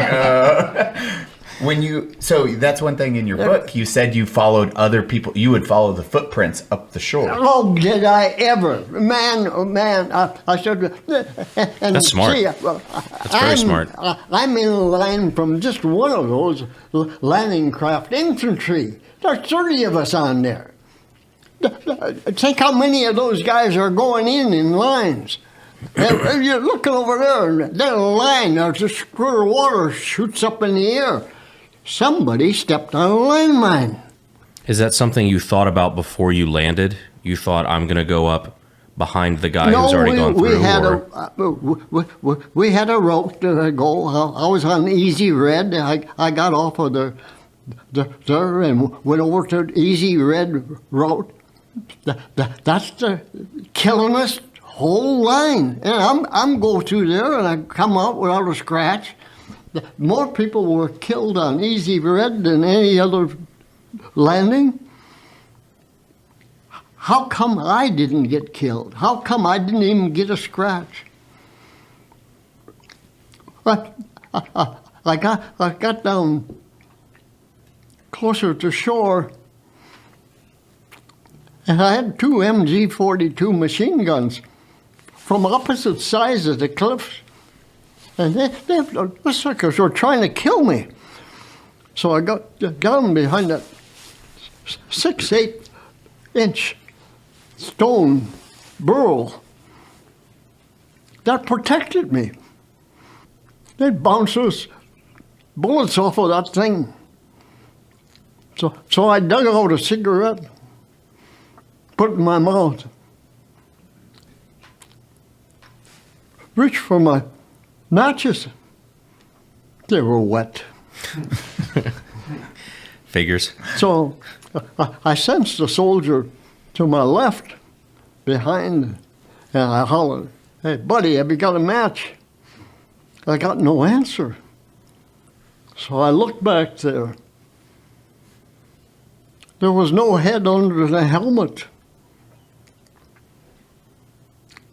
And God, at that exact moment, it's like the soul of that soldier was saying, "Get up and get out of there right now." And I did. You may think this is strange, but those 2 machine guns shut off at just that time. I don't know whether to put in more bullets or change barrels or something. I got up and ran, and then they started again. I was 5'7". I weighed 120 pounds. And I thought, these soldiers aren't used to shooting at toothpicks. I really thought that. That woman's going to be wandering around your house looking for signs of other females, and she's going to be like finding all of Connor's hats that are strewn about. Who's this bitch with the tiny head? Holy shit, Connor showed up. Hey, Connor's here. Trout showed up. Calvin, what did you call his tiny cowboy hat when I put it on? I was the I saw the comments called it the yarmulke. Sorry we all have giant heads, Connor. 3/8 is a normal-sized human head, you fucking freaks. By the way, we found King Trout again. he managed to We wander found back a into our Connor. lives. Asshole. Would you like to come say hello, or do you just want to shout from the cheap seats? I literally woke up 5 seconds ago. Woke up, wandered out of a cornfield. Now he's here and he's angry. Yeah. No, because you insulted my head size. Fuck. Guys, You got that bad head right now. Connor's back. Good morning. Good morning from King Trout. It's 4:10 p.m. I have like this potentially false notion. It hasn't been disproven yet, but I have a theory. You know what's that thing that little kids have? Object permanence, where like if they can't see it, it doesn't exist. Yeah. In my brain, I assume if I can't visually see you, you're sleeping. I'm God's sleepiest soldier, brother. Thank you, G.I. Jane. Shared the gospel of the story of the 5 minutes that I thought I was God on earth. So I was in high school and I was dating this chick, beautiful girl. And there was this guy who I'm not going to say the name of just because I don't think I should. And this guy was alleged to be the son of a drug lord from Juarez. And I don't want to fuck with that guy. Now, given he's a little guy, he's like, 2 years younger than me. He's a little guy. I could have beaten the shit out of him, but I didn't because I'm not trying to get my throat slit and found in a fucking ditch and then being told, oh, he probably himself. I fear that every day. Well, he probably killed himself. His face was stitched on a soccer ball in Mexico City. What the fuck do you mean? He must have been really bored. Really hated himself. So this guy skinned himself with a potato peeler? What the fuck? This guy would like hit on my girl. He would slap her ass in front of me, and I could not do shit. And I was so angry because usually if somebody fucks with me, I can do something about it. You're a big guy. He's the tall guy. Yeah, and I've always been a very large guy. And, well, I just finished watching a show called Death Note. So what do? I order a Death Note. God, you watched anime a lot. Yes, I did. If you did this. Yes, I did. I ordered a Death Note to my house. He got there about 2 weeks later. And I remember he did it again. So I go home like in tears because I'm so fucking angry. And I didn't know what to do to feel better. So I'm like, insert name here, dies of a heart attack in math class at this hour, right? So the next day, I go to school, balloons everywhere, and there's a big banner that says his name on the front of the school. And I'm like, it's this fucking guy's birthday. We have to celebrate this piece of shit. Like, I don't even want to show up, right? And then I go and I see these 3 girls and they're crying. And I'm like, what's going on? They say, he died. This guy fucking died. Apparently he got shot up in like Juarez during a drug deal, right? And I sit there and I think I'm God. I think that I'm the main character. Now I want to ask you, what do you think I did? I would have wrote a couple names down. I You're like, one could be a fluke. I get to the day, I go home, immediately open up that book, and I write down my fucking history teacher's name. Jesus Christ! Yeah. I go to school the next day, he's fine. But for that day, Swear to God, I was him. I was like, oh man, I'm about to fucking just wreak havoc on this fucking school. You are the. I like your skill. That's all. You didn't have any grandmaster plans. Like, I'm killing so many teachers. You These are guys the fucking embodiment, suck. the actual life use case for like why the Death Note could not be a thing. I know. Oh my God. Fuck. Holy shit. The most powerful I've ever felt in my entire life. Oh my God. I was literally like giggling in class. It was so bad, bro. Like, holy shit. So bad. Doing that evil laugh. Yeah. While he's running. You're just giggling about it in class later. Your teacher's like, hey, that's enough out of you, John. You're like, watch your mouth. That's sir to you. Holy shit. Yeah. That's fucking wild. You told that story at brunch. I'm like, Eli wasn't paying attention. Eli, Death Note story. I'm glad I wasn't. That is amazing. Oh, there was another story that I wanted to share with you guys. It's kind of embarrassing. It was the first time. Oh my God, this is so lame. This is the first time I ever tried to kill myself. I was in 3rd grade. Started young. Yeah, very young. And you know, my Early bird gets the worm. Yeah, I was. I had, you know, you guys know Pokemon. Brandon's Sorry. like, I'm gonna have to cut that. I'll leave it in if you want. Early bird gets the I used to be heavily addicted to Pokemon. Still am. Still play Pokemon Go every day. You had that little thing in your pocket that plays Pokemon Go for you. Yeah, I have this thing. I bought this mod. It's probably bannable, but they don't know who I am. It's a modded Pokemon Go thing that just plays the entire game for me. It's fucking awesome, and it throws great balls and ultra balls and spins the stop. So I just get hella EXP even when I'm not even playing the game. But yeah, I had this Squirtle. He has a girlfriend. What's your excuse?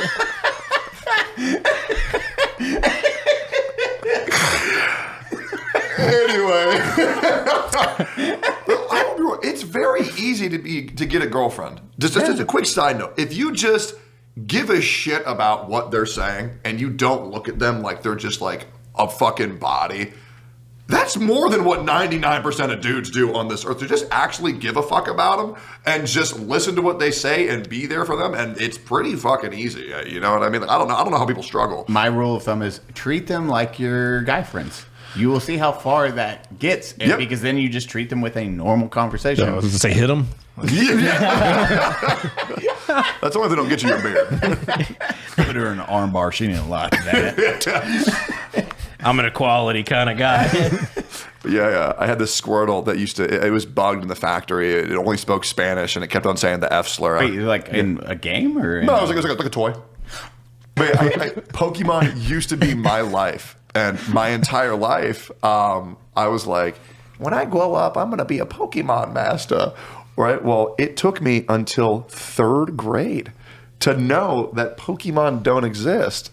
But I thought that you just had to move to Japan, and that's where all the Pokemon were. And so I had no life goal. So I sat in my kitchen on the ground with a butter knife on my neck, trying to kill myself, and my entire family walked in on me doing this. And they just laughed at me. They were like, what the fuck are you doing? And I'm like, I'll never be a Pokemon master. This is Big Doug. Level 2 Doug. Level 2 Doug is here. God, now I need to find that medieval fights because it'd be the peasants versus one medieval knight, and it's not scripted, so it is. You guys just go and take each other down. The only time you're dead is if they like pin you down and like stab you with a like dull knife in the just like neck. real life. Yeah, but otherwise you're like, oh, this is fucking There's a brutal. really good movie on Netflix. I think it's a Netflix original. It's Matt Damon and Adam Driver. Oh my god, yeah, dude. That's based off of the two. Is that based on real life? That is an Oh, actual. really? I didn't know that. Yeah, that is actual. The movie's so good. This is the one that came out like a couple years ago. Yeah, it came out a couple years ago, and like the whole concept of the movie is like Matt Damon and Adam Driver are like best friends, and they're like the top knights that get sent out by the king to go like conquer shit. Yeah. And eventually Adam Driver's character becomes more of like the political guy that stays back home and like does the political shit. side, and Matt Damon is like the conqueror out in the field, like just being gritty and gnarly. And he like kind of builds a little bit of resentment, and Adam Driver has the hots for Matt Damon's wife, and he ends up forcing himself upon her. And on what? No, that's what's crazy. That is the different narrations of it, and that's what actually happened. One was, he raped me. The other was like, no, it was okay. No, Yeah. this. And so all three stories, and they tell it really and well. Adam Driver was like, no, she wanted it, and she's like, no, she didn't. And Matt So Damon, there's ambiguity of what happened, kind of thing. yeah, but Matt Damon is Just like, like real Matt life. Damon basically goes to his wife and is like, just like basically, did you cheat on me or not? Because I'm going to kill this guy if he didn't. And she's like, I didn't cheat on you. And he challenged Adam Driver to basically a duel to the death to determine if he was guilty. And the movie ends with Matt Damon and Adam Driver having a knife fight to the death. And it devolves into like a real knife fight of like swords and axes aren't effective on plate armor. We're having a grappling match with daggers. We're punching essentially. each other with gauntlets. Teeth are falling out, and then I stab you in the leg, Yeah. and then I'm stabbing you in the fucking crotch. So basically, like both of them die. Well, no, one of them does. I'll let you watch the movie. Oh, one of them definitely dies. I'm just thinking, like in what year is this roughly? 1600s. Yeah, 14, 1600. I don't know. Knights. Yeah, this is knights in plate armor times. Bacteria is still magic. Yeah. So it's like, after you get stabbed in the femoral and, just like cut in 18 different places while you're in like pig shit mud. It's Dude, like, the wife, they just lock her up and put her on a pedestal. It's like, hey, if your husband dies, we're hanging you and burning you. It's like, yeah, if your husband dies, like you're getting burned for lying about it. So it was like, and yeah. she was pregnant at the time too. Yeah. Oh yeah. It's so, a like, gnarly it's movie. straight up like Bowser Princess Peach shit. Yeah. She lost no matter what. Like, that was the crazy thing. It was like the wife, and they're like, what a whore. And then the other side's like, well, either way, she has to stand up here and stand in front of the court and watch this battle.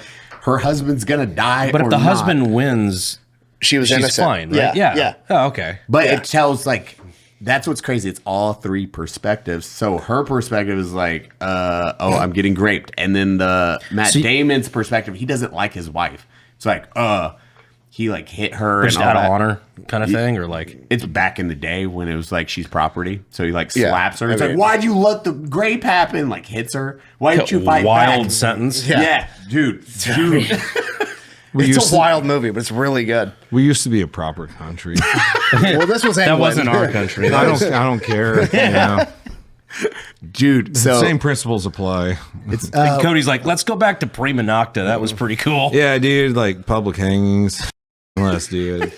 My the town I graduated high school in had one of the last public hangings in the U.S. Really? Oh, Yeah. you know, fucking 2 weeks ago, we just had the first public execution with a By firing gunfire. squad. Yeah, since like in a while, yeah. 2010 at least. They did one a while back in Idaho, Yeah, but this was wasn't like it? the first one in a while. Because I mean, the guy was a shithead, but he was like, I don't want to die by injection because they mess it up sometimes. I don't want to die like by getting electrocuted because that would suck. Yeah, that would suck. Yeah, he's like, I just want to get shot. 105 howitzer. If I had a choice and they're like, you're gonna die, I'd be like, okay, let some buddies get some YouTube. Oh, clips yeah, of for it, sure. And then stand me in front of the 105. Jamie, pull up the Garantham clip. Not the body. I want my head. Just like right on. Oh, it don't matter. Nothing would make me happier than the last thing I see is some drive tanks guy bore sighting in the back for. Yeah, don't move, fucker. The last thing you hear is ears. You still go like this. Your arms are standing there still. You just freeze frame. Your head's gone. Jesus. Dude, I really don't understand how we don't have not even public execution, but public humiliation these days. The flogging. We're like, if you steal from your neighbor, The town. we're gonna let the town come by and just throw vegetables at you, The town and no one's gonna steal after that. The town I graduated high school in, Charles City, Iowa, I think they had a public hanging in like 1959. Like it was one of the most recent ones. There was a dude, I think it was either murder or sexual assault. And jaywalking. basically, so like in the town, there's a river that runs midway through the town. There's two bridges. It's literally the courthouse, and like 80 feet outside the courthouse door, which is also the jail, is one of the bridges. Like Main Street Bridge. Apparently like 200 people just showed up to the jail one night and were like, we're taking that motherfucker. You letting us do it, or are we gonna make you let us do it? And the jailers were like, fucking, I guess you're taking him. And they walked him outside and threw him over the side of the fucking bridge. Based. Also, think you make great first impressions, Don. We've already hired you to beat the fuck out of our interns. You're HR. It's official. Well, hell, you'd hire anybody for that. Come on. I think the opening line was Fenn could fuck up a 2-car funeral. That's on a good day. Poor Finn getting bullied. You're gonna die, Finn. He's like, what I do, dog? So I asked you at breakfast, you got 2 daughters? Yeah. To which I immediately said, what was it like the first time they brought a boy home and you got kicked out of the house for that? I was already kicked out of the house. Yeah. Who's your dad? No one. We'll talk about it later. Why weren't you telling me your dad's name? Why weren't you telling me your dad's name? His nickname's the Predator. Well, the last name of Fry should give some concern. Oh, man. Oh, hell, you got kicked out. I got kicked out, yeah. My youngest daughter, I guess they don't talk about it, you know, because my youngest daughter, her boyfriend didn't know anything about me, you know, for a while until my friend says, do you know who her dad is and what he did? No. He said, sit down, let me show you this DVD. I was about to say, him walking into your house, seeing like a trophy here and a ribbon there, and just like, I don't have those. Oh, fuck. I don't have those. You don't? No. They all disappeared in the divorce. a lot of my shit disappeared in the divorce. Half of it, that had to be a very... more than half. That had to be I'd be happy about it. A rude awakening, though, for that guy. Yeah. Like, oh, shit. I'm alive because he wills it to be so. I can't break up with her. Partner, I tell you what, if they can handle my daughters, then I'm nothing. I'll tell you. Imagine getting compared to your father-in-law like that your whole life. Yeah. You know, my dad would have done blah, blah, blah, blah, blah. I bet. My dad can beat your dad up. I know. I got it. Yeah. I understand that. You have no rebuttal other than that. There's one, it's such a funny picture. It was like a normal dude's Instagram. He had like 50 followers. Normal guy's Instagram. Bigger, stockier black dude, and he's very obviously at like a middle school wrestling tournament, sitting on the chair on the mat coaching his kids, and he just takes a selfie like this, and in the background is Daniel Cormier looking at the mat, and he goes, man, Daniel Cormier is the other team's coach. What the fuck am I supposed to do? It just like went viral. You're screwed. Yeah. Go home. Right. And I keep getting them sent to my P.O. box. So here's your Army Achievement Medal. Jesus Christ. This guy has class A's. He has full class A's. Is that what's sitting out there when you walk in? That was made for him. When you first walk into the door. This is not the impressive part. This is the impressive part. I'm going to go ahead and have you read how this gentleman earned this Army Achievement Medal. He's reading it or I'm reading it? You're reading that, okay. the highlighted part. During AT in an act of selfless service and courage, SPC Moody decisively acted when an observation post reported a bear quickly approaching their position. Without hesitation, SPC Moody fixed bayonet on his Bro, what did he do? What the fuck? And proceeded to charge. They misspelled this. This is the Army, bro. And charged up the hill towards the bear as SPC Moody confronted the bear with just his bayonet.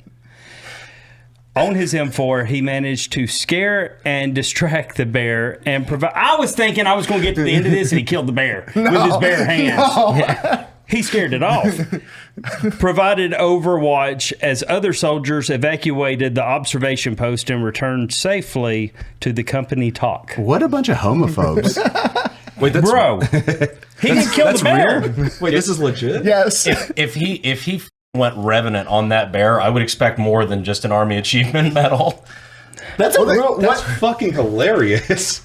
Well, the That funny is a thing is, you know, brutal they were scene. training, so he didn't have ammunition, so he fixed bayonets and confronted a fucking bear. That is is the crazy part. We're rolling, you know? Was it a black bear? Where is this out of? Oh, this isn't a gay guy? Where's it out of? He confronted It's the bear. still- Eli. No, it's Is just it a black bear. I don't know. It didn't say. The bear tried to violently Says- fuck him. Ohio. She said, Says "It's probably- Nick in leather." no. Yeah, Nick in a gimp suit running at them. Like, ah! To be fair, I would also fix bayonets. That's wild. What year was this? 2021. What? Yeah, This sounds April like an- 16th, 2021. That sounds like With an an old like M14? World War II story. M4. M4. No, it's a M4, full yeah. on M4. Yeah. Confronted the Put bear. the bayonet on his M4. I was thinking I was going to get to the end of that, and he stabbed the bear. Yeah. No, he just scared the bear. You get more than an Army Achievement Medal if you kill a bear with a bayonet. That's Well, it's a black bear. I don't care.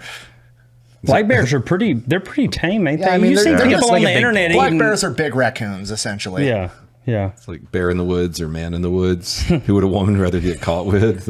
You just had the showdown right there.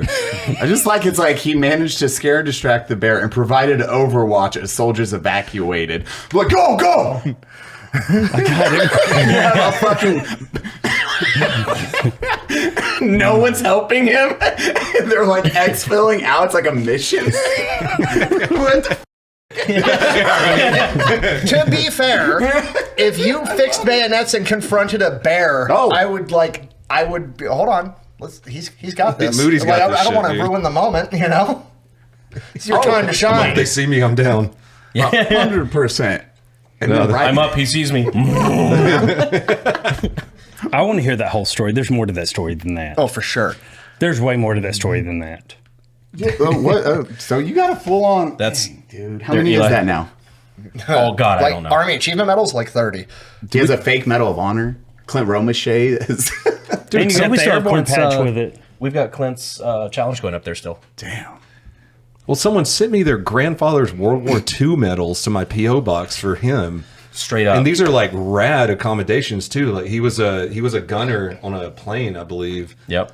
Like smoked a bunch of German planes, and our buddy sent them to my P.O. box, and so Brandon now has World War II medals. Which we've like specifically asked people, like, okay, I get the joke, and I get the part of the joke is that I'm not supposed Please to don't like send this. me family heirlooms. Please don't send me family heirlooms. I do I'm not like, want family heirlooms. For the love of God, keep that in your family, because even if you don't give a shit about it, like your kids might. Like, come on, keep it in Don't the- send family heirlooms, but if you have family heirlooms to send, just go steal some from a museum and send them.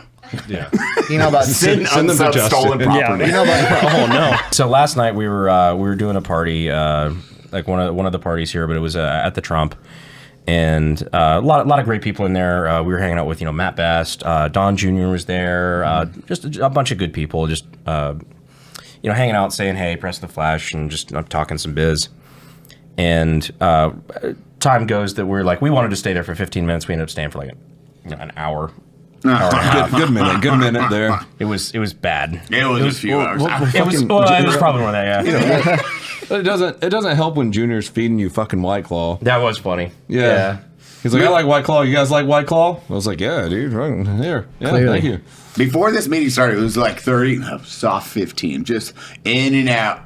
But then I watched that. I was like, it wasn't like years past though, which is nice. Like it wasn't like shoulder to shoulder. Like it was breathable. Yeah. Humid. Christian Craighead was there. Oh boy. Yeah, a bunch of Obi-Wan Nairobi. Terry. Yeah. Terry was there too. Yeah, a bunch of good people. But anyway, we're all like bailing out. We're fucking tired. It's like, okay, we need to leave. And I'm staying there this year, so I went and I DoorDashed some McDonald's or whatever, something nice and safe, so you don't get food poisoning. Yeah, McDonald's safe. Cody, we have so many stories. Oh no! But I go, like, my DoorDash is there, and apparently because Don Jr. and everybody's there, like the security, like they cut it off, so like I had to go meet the DoorDash driver, run out the street, grab the McDonald's. I get back to the room, and I open it up. I'm like, they fucked up my order. I wake up this morning, and I go and check the bag, and it says, I'm not going to say the name, but it's a name that's not me. And I was like, ooh. maybe they didn't fuck up the order. Maybe I just stole somebody's McDonald's, and then I'm telling this story this morning. Yeah, at breakfast. Yeah, so Junior's assistant. So we're sitting in the lobby. Just to tell you what's happening. Brandon and I were sitting in the lobby, and Brandon goes to get his McDonald's.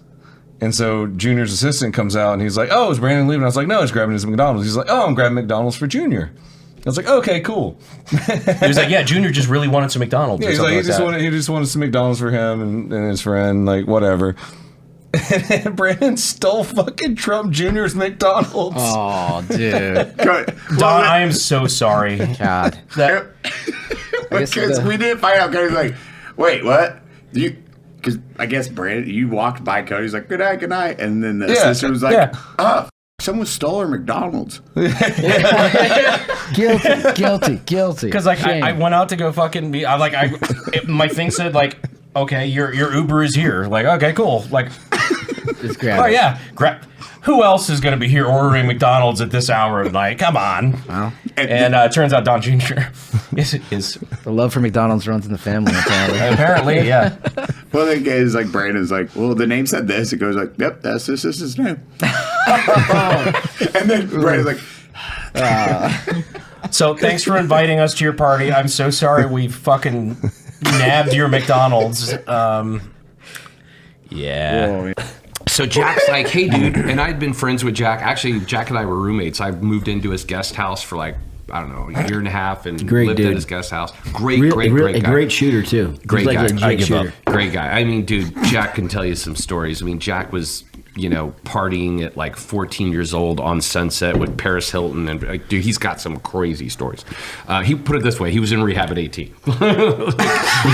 Literally in rehab at 18. But, okay, so Jack's like, hey, dude, you wanna come, guard Ozzy or, my dad and I for the show that they were doing called the World Detour, which I don't know if you ever saw it. It was a great show on Nat Geo, I believe. Don't quote me on it. Maybe Discovery, I don't remember.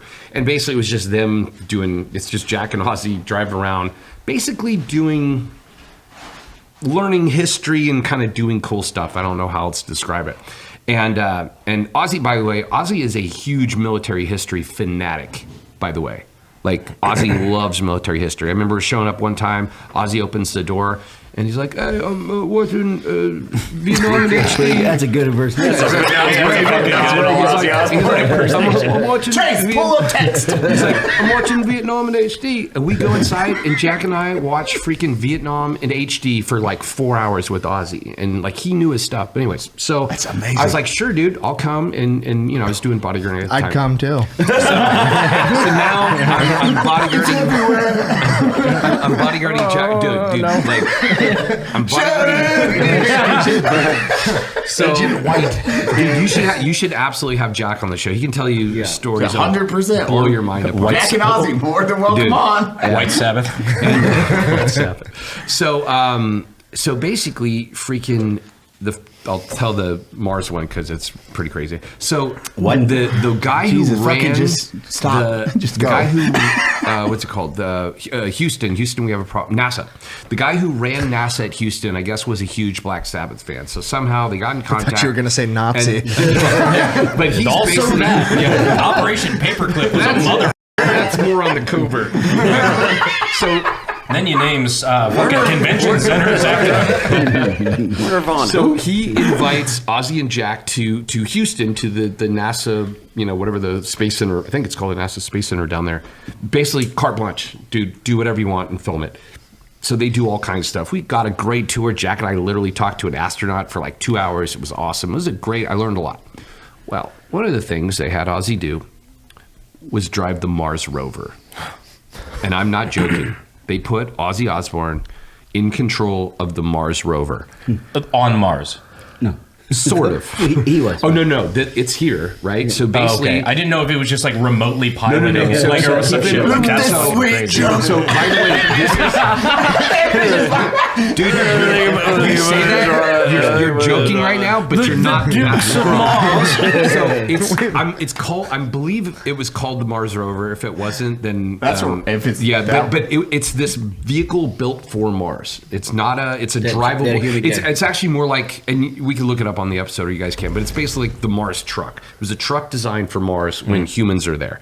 Oh, and okay. they basically So not like the Curiosity No, rover, not it's the like Curiosity. I think they called it the Mars. You sit in it and rover. drive it. Yeah, but Got it's it. actually like an SUV, Mars SUV. I forget what the name was.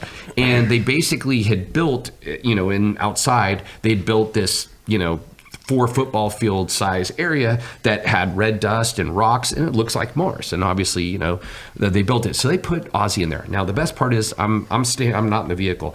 In the vehicle is like the guy who knew the vehicle the best, Ozzy and Jack, right? They're all mic'd up. We're 200 yards away. And they said they could go over anything. And I'm standing with like 6 engineer straight up nerds from NASA, right? That like built the thing, and the producer and a couple other people, and we're listening. We can hear everything, and it's like, so this vehicle is incapable of getting stuck.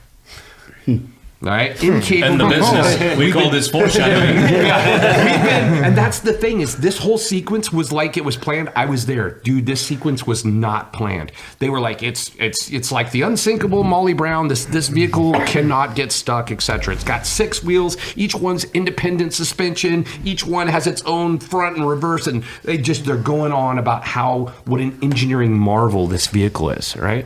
And so I can just picture Ozzy's like, okay, challenge accepted. Right? And these engineers are like whispering, yeah, he's gonna, there's nothing, it's unstoppable, it's the best thing ever. And they're just whispering in the background. So they let, and that guy drives around a little bit, then they give the controls for Ozzy. I shit you not. For whatever fucking reason, these guys put in this area a rock as big as this fucking table. Just in the middle of the fucking thing. Now, Ozzy starts driving about 100 yards away from it. How fast does this thing go? Not Like, fast, not very but fast, not right? slow. It's like maybe 15 miles an hour. I don't know. Fast enough for you to know where this is going. And I'm watching it drive, and it just occurs to me, he's gonna head straight for that fucking rock, right? Now, it's also pretty obvious to me that no one had ever headed straight for that rock, right? It's there as like, hey, that's an obstacle, obviously drive around it, right? No one's like, that rock is not there for you to drive over, right? It's obviously that everyone goes around it. You would obviously go around it. Well, you tell Ozzy that thing can go over anything, he's gonna freaking go over anything. So he's driving straight at it. And it occurs to me, I'm like, oh shit, this is not gonna work out well. The engineers in behind me, as it gets about 50 yards away, are like, he's not. No. And I'm like, oh, yes, he is. Dude, he hits that thing straight on. It starts going up, and you just start hearing the whispering, oh, it'll be fine. This is going to take that. No one's ever went over that before. Yeah, but it's designed for it, blah, blah, blah, blah, blah. And he freaking goes up on it, and then he gets on top of it, and then nothing. And dude, the panic starts very slowly. It's like one engineer going, it'll be off in a second.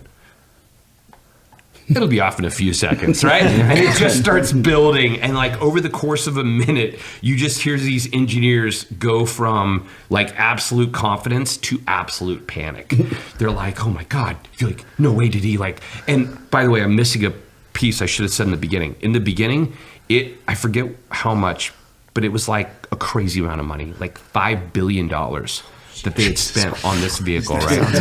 It was an insane GDP of a small country. Dude, it was an insane. Sounds about right. That sounds about government. It was an obscene amount of money, right?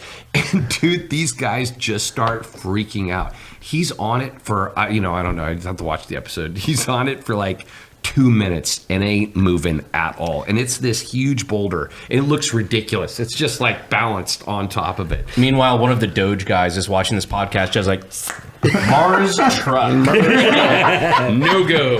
Right? And so long story short, they finally freaking, he has to give control over to the engineer, and that guy like adjusts the pressure, deflates the time. I mean, it literally was on there for like 3 minutes, and finally he got it off. But dude, like Ozzy stuck the Mars freaking rover. No doubt about it. I watched it happen. It was a great episode, dude. You got to see it. So the FBI story, real quick. Is, I like that was a secondary. Yeah, well, that was the all ones we have. That was all in build-up, right?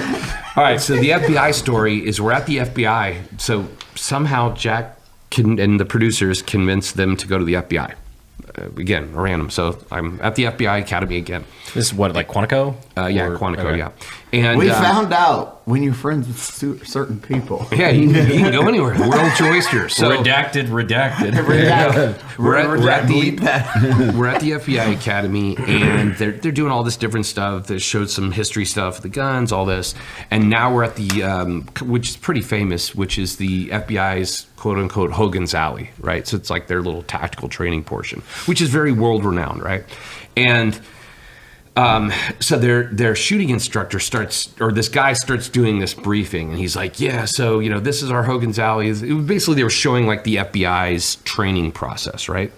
And they start saying like, okay, so this is our Hogan's Alley. It's very famous. And this is like the hardest part of the shooting qual for the FBI, which is true, or at least I'm told. And then he's like, and this is our lead shooting instructor. Now, here's a huge mistake that he made. He's like, this is our leading shooting instructor. He is the best shooter at the FBI. Like, he's the lead shooting instructor. Nobody could beat him. He's just amazing. And I'm like, and Ozzy Osbourne beat him. No, so then they go, no, so then he goes, no, you're not.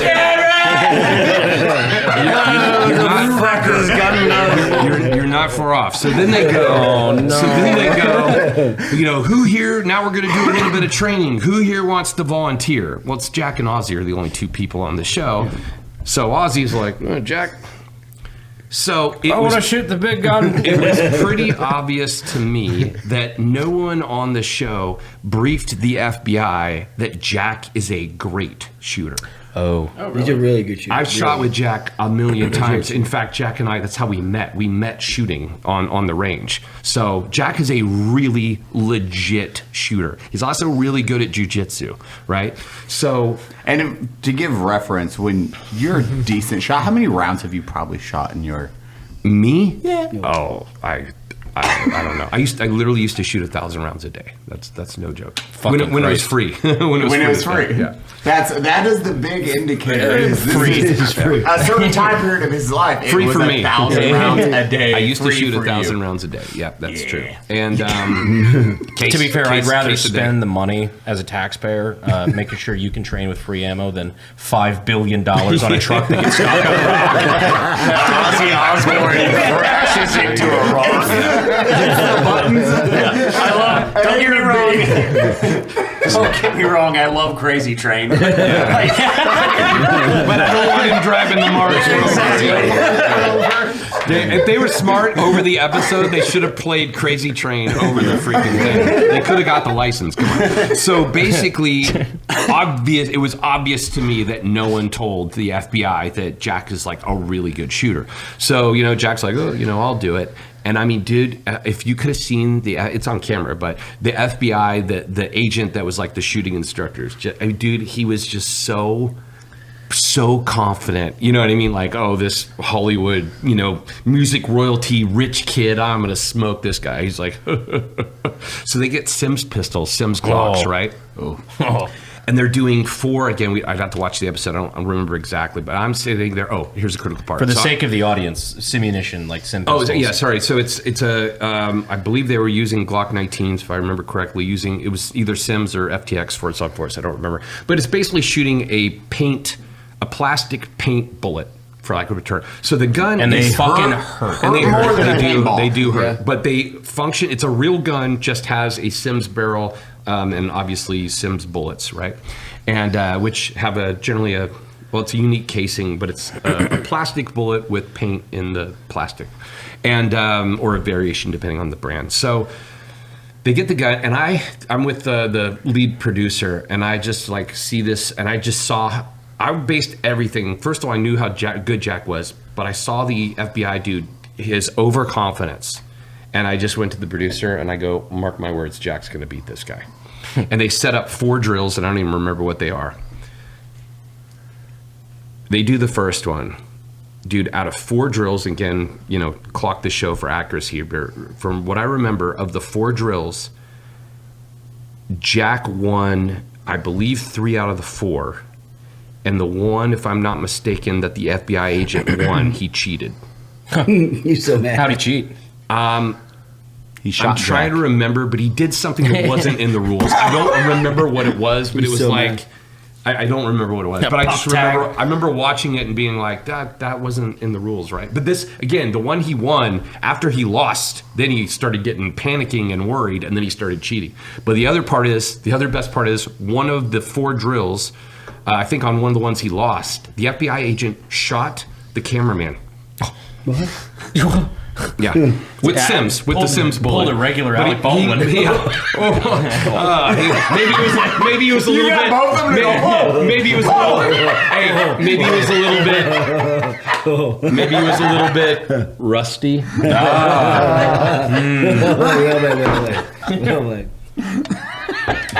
Dear God. How did he shoot the cameraman? He missed Jack, went wide and shot the cameraman. But yeah, so super easy when you have a gun. Jack crushed him in the drills. I don't even remember exactly what they are, but Jack crushed him, and I was like, dude, this guy had no idea what he was getting into. Dude, Jack trains a lot, so it was pretty funny. But that was my. I mean, look, man, it comes down to it's like you know you're talking law enforcement, federal law enforcement. Anywhere. In my experience, it's like, dude. You got to be humble, and just because you got 3 letters behind your name, or just because you were at a certain unit or agency or whatever, dude, it doesn't make you better than anyone else. You know what I mean? Every case, every person, every situation is unique and individual. And dude, there are good people in the higher you get to in the more prestigious units or 3-letter places, the less bad people there are. But there's still bad people. There's good people and bad people at every unit, every agency, whatever. And just because you're in a place that maybe has an elite, name or title or image, it doesn't make you better than everyone else. And anyone can beat you, and there's someone always better. The vast majority of the friends or the people that I've met that have been part of those like tier 1 units and stuff like that, there are some exceptions, don't get me wrong, but like those are usually the most laid back, chill guys. They don't have a bunch of shit to prove. Yeah. You'd never know. Yeah, I know, one of my best friends. I mean, dude, he is the baddest dude in the world. He's done everything, and that's a. You would. If he was he'd never wear a shirt that says "strong like whiskey." For No, but if he was here, you guys would have no idea. He's just the most chill, it's the people that you think are, the best among us are the people that you never expect. Warrior's Heart owner, like perfect. Tom's a machine. Dude, Tom is one of the most unassuming humans you will ever meet. Yes, and you're like, this is true. And then you talk to him and you're like, oh yeah, Mom. I had that moment last time I was here. With who? We got done filming one podcast, and you're like, yeah, we're going to go to the pre-range day party for like 30 minutes, and we're going to come back and film a podcast with Terry. Yeah. And I was like, okay, dope, who's Terry? And he's like, oh, it's that guy right over there that was like watching the whole previous podcast. And I was like, okay, dope. All right, nice to meet you, Terry, blah, blah, blah. I come over here. Who the fuck is Terry? And he's like, oh, he's the guy that saved Captain Phillips. I'm like, oh, okay. But again, so chill. Like, we hung out with him for the entire fucking day. Didn't know a damn thing. Like, obviously, you could tell, like, from the look of the guy. It's like, okay, he's like been there and done some shit. But, like, he'd never be the one to tell you. No, Tom is that way. I mean, I was we were in the same... military. Well, yeah, but in the same...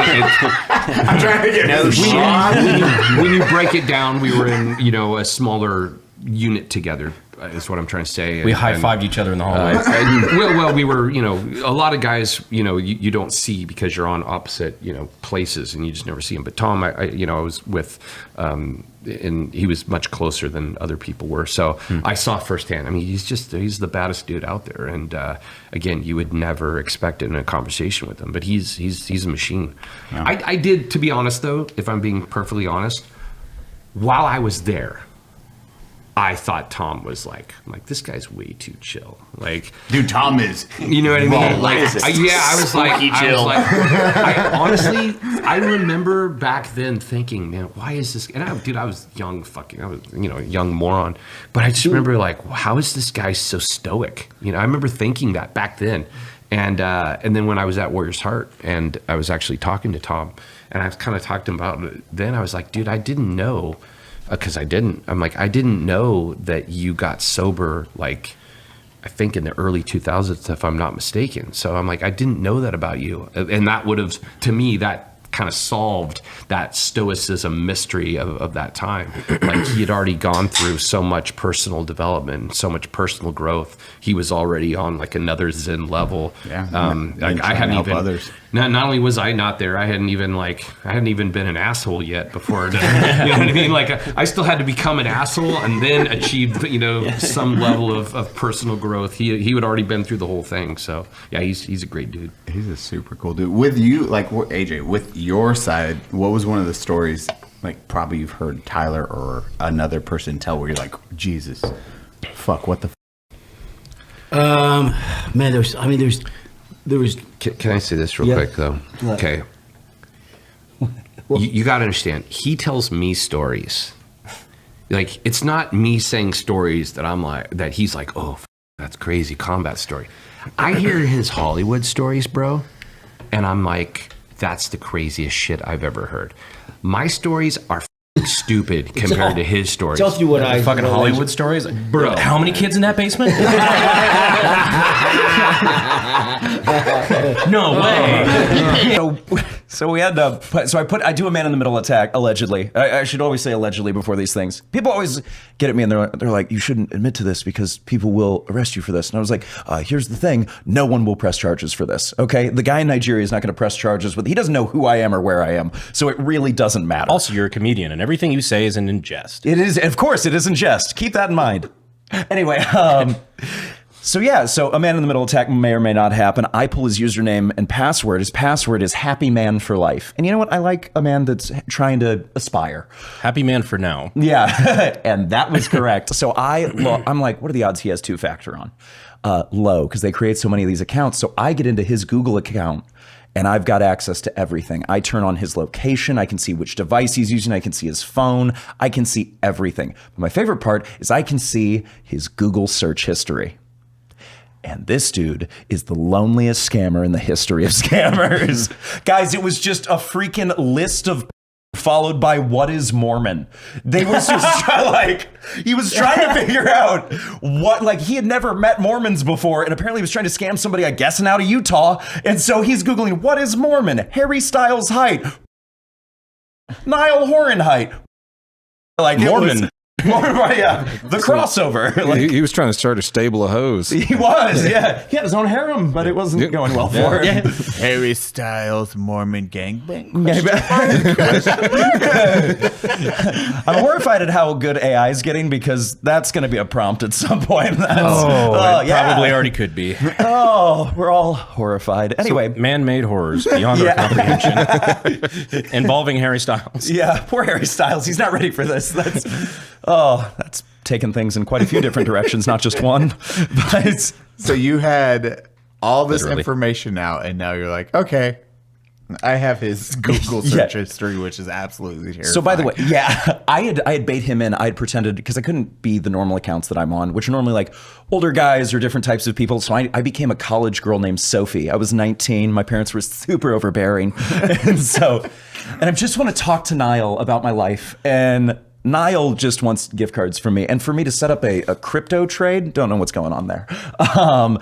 But I send him, first off, because he was super rude to Sophie, and I was like, first off, I'm not Sophie. Second off, don't you dare talk to Sophie that way. Okay, that is ridiculous. That is absurd. And I go, third, and he goes, I would never be rude to a woman. And I send him his search history, and I go, bit of a wanker, aren't you?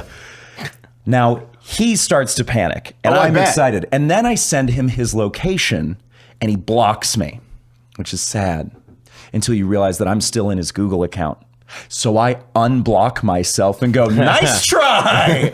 And he panics and panic deleted everything he had. And I was like, that was incredibly satisfying. So he burnt his house down, right? Yeah, I hope so. It was 5 minutes later. He's like, It's just some shirtless Indian dude in his front yard burning his clothes. Like, I don't know about this. Yeah. Could have just said Asian man. The Asian guy. Yeah. Take it, bitch. Oh, man. I want to talk about John's lore this summer, Nick. Oh, boy. What? John's Send to John's Iowa. going to be going to camp with Nick for a couple weeks this summer. Send to Iowa 2-3 weeks. Forget. Yeah. It's like, what was it? Send to Dagestan 2-3 years. Forget. Dagestan 2 years. Wait, okay, what's going on? John's gonna come do jujitsu and learn how to sell t-shirts. Yeah, John's going to live with him for 2 or 3 weeks, and they're going to sell T-shirts and do jujitsu. Yeah. He's Are going the to shirts camp. made here? Yeah. No, John's making the I shirts. know, yeah, that's what he's like. John's like weaving them. He's like Quack Duck. Okay. Oh, that's interesting. Okay, that's why you brought it up when we were talking about Asian guy. Yeah, because like just like straight suffering. That's what I'm talking about. He's gonna go with Nick. He's gonna learn how to suffer and weave T-shirts, quackbang T-shirts on his own. That's gonna be good. When do you get them? And whenever summer starts. Yeah, whenever he wants, really. I love this. I can roll now, so we're good. Yeah, it's gonna be sewing all your T-shirts. It's like the fucking Dave Chappelle bit. Like, I got a whole ass sweatshop down No, here. it just means Cody's gonna start selling some merch for once. Damn. God damn. Ow. Jesus. Taking my poison. heart, my soul. Taking poison damage. One. Ow. Ooh. Ah. He's gonna come back a little monster. I hope so. Be good. He's big enough, kid. He's about your size now, man. He is not 260 Yeah, pounds. I know. You know what? He's getting there. He's bigger than me. I don't know. He beat Connor. So is my sons, but I love you. Don't set me up to hurt you like that. We were at Top Golf the other day. Fucking John and Connor were getting into it, just like shit talking each other. He's like, am I gonna have to fucking fight a 16-year-old? And I'm like, I would recommend striking because I'm not confident about your odds if he hits you on the ground. Well, I mean, sometimes, we'll be at the house. We'll have a couple drinks in us and be like, all right, fight John. John's just a fucking animal. Not compared to Nick, but when John Just bring out the rancor. Yeah, John has some ground game on him. So I'm excited to send him to Nick's place for a couple weeks just to have some fun. Dude, that'd Eat be some corn. Fuck, every time Cody comes down from his room with John on a leash, it's like Hopper, the crazy grasshopper from A Bug's Life. Tore him away from his anime to beat up your friends. Every fucking time we get drunk. Running around. Having a child is basically like having a Pokemon, essentially. What? Watch it fight people. John, use claw attack. John, use claw attack. The sooner you beat up Uncle Connor, the sooner you can get back to your hentai. John, get back. You just throw a rock at his head, knock him out. Just painted red and white with a circle on it. John, use boulder. Yeah. Here. John, use 9mm. Just throw a gun next to him. Dun, dun, dun. Oh, God, he's learning from my cop days. John, throw an unregistered firearm near him. John uses an unregistered firearm. Like, nobody at 6 knows how to fight. I don't know if this is like groundbreaking internet shit, but like black belt at 6 is... Breaking news. Nick, the Fat Electrician, says he can take any 6-year-old. This is true. I'd do it. You pay me enough, I'll beat the shit out of some 6-year-olds. Call up Line them up. All the black belts, one punch. Call up Keemstar. How many can I fight and for how much money? I always never understood the idea of giving kiddos black belts. It was like, there, they can defend themselves. No, they can't. That's why I like jujitsu. You're not even allowed to be a blue belt until you're 16. It's not allowed. Yeah. You know why? Before that, you don't have testosterone or anything. Like an adult attacks you. All right, if we do the beating children up competition, we got to take 34% of the revenue for ourselves. Right. Yep. We'll call it, I don't know, Creator Clash 4. Fuck them kids. We could probably make that so much money. We do donate it to all great causes, though. I feel like that's going to be a Russian sport in the future. It's like a mobile game ad. It's just a child fighting ring. Is that what we're talking about starting? But it's adults beating the shit out of them. Oh God, yeah.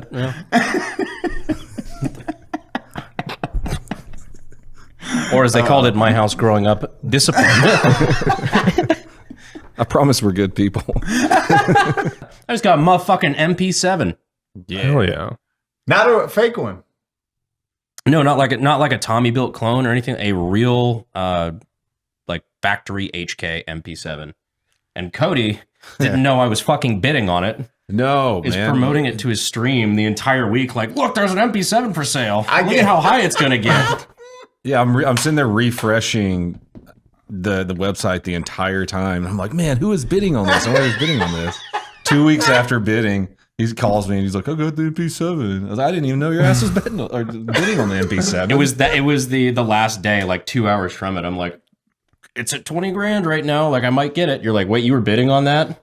Brandon's like, I hope no one's watching this. Cody's like, here. 26. We got 26, 27, 27, 28. It's like, no. Why is this going up so fast? Yeah, I was showing that to several thousand people a day for 2 weeks. I didn't know it was you bidding the highest on it. Thanks, bud. That was No one expensive. told me. Buy their wife a boutique so she has something to do to resell Amazon jewelry so they can fuck the babysitter. It's a tax write-off, right? Can't they use that? Yeah. No, It makes sense. But they just want to get their wives out of the house. Yeah, I mean, the meme just get for away from me. income levels? The what? The meme for income levels where it's like both parents are working, one parent works with a stay-at-home parent, one parent works and spends a bunch of money, and then it's like the top highest income level is one parent works and the other one has a business that loses $80,000 a year. All of those shops, it's money laundering. I don't really know what money laundering means. Clint's convinced that they're in the back. We all know something's up. Something's off. No one's Across buying the board. $500 tops. Yeah. Like, Ever. Exactly. Thank you. It's dead. Anytime I've ever walked in, it's dead. Yeah. Going in and out. I'm like, how do you keep this open? It doesn't make any sense. From a person who has a business in downtown Bernie. Right. Trust me, no one's buying shit. Yeah. A lot of foot traffic there. Yeah. Like, Yours is like right off Main Street too. It's really close. But yeah. you know, it's like it's for fun, right? It's like Yeah, like 5-0 skate shop. That's for fun. Because I always wanted to have a skate shop. It's not making me any fucking money. It's breaking even every single month. I will tell you guys that, honestly.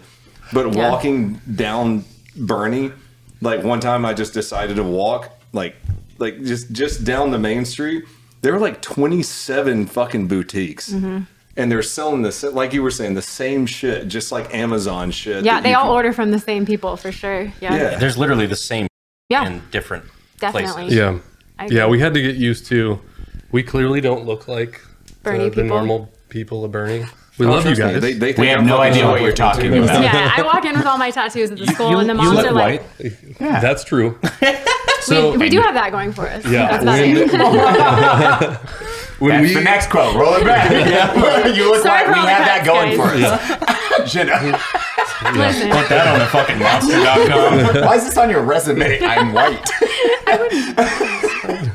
Privilege, please. Oh, y'all are gonna make me Regular regret business this. cards, white card wrangler. That's right. Name, phone number, email. That's it. White. You have my attention. Yeah. The cover letter.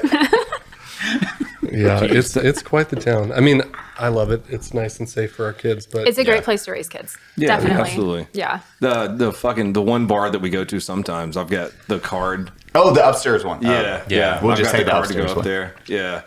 And sometimes they're like, do you belong here?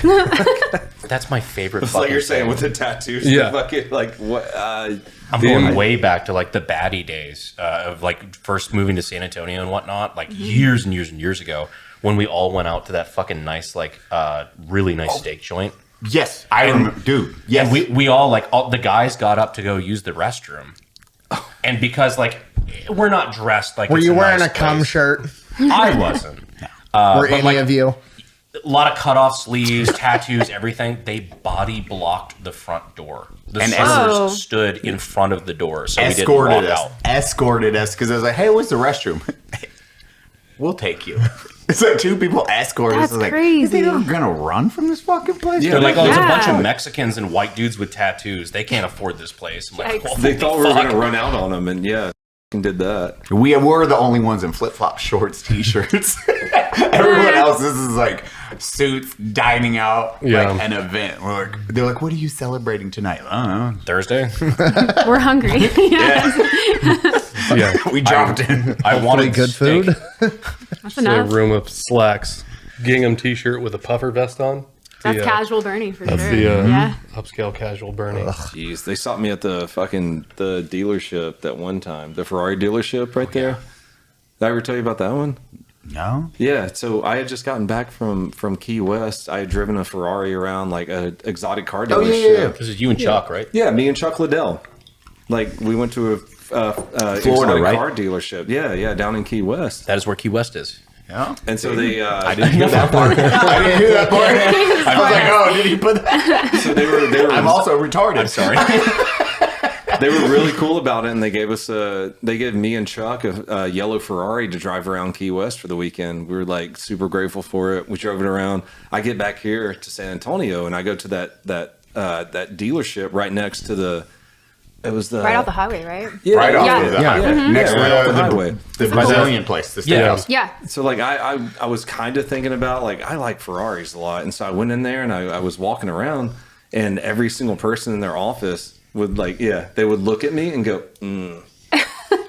And I'm like, dude, I'm seriously looking at Ferraris right now. And You're like missing on a commission, bro. Every Like- single person would look at me and go, Hey, you didn't get help for like 30 minutes or an hour? I didn't get help at all. Oh, Like even I worse. was wearing a crazy. t-shirt and a backwards hat, and I was like, hey, I just want to check out this car right here, and every single one of them. We pulled up to That's buy wild. Nick's Toyota and a McLaren.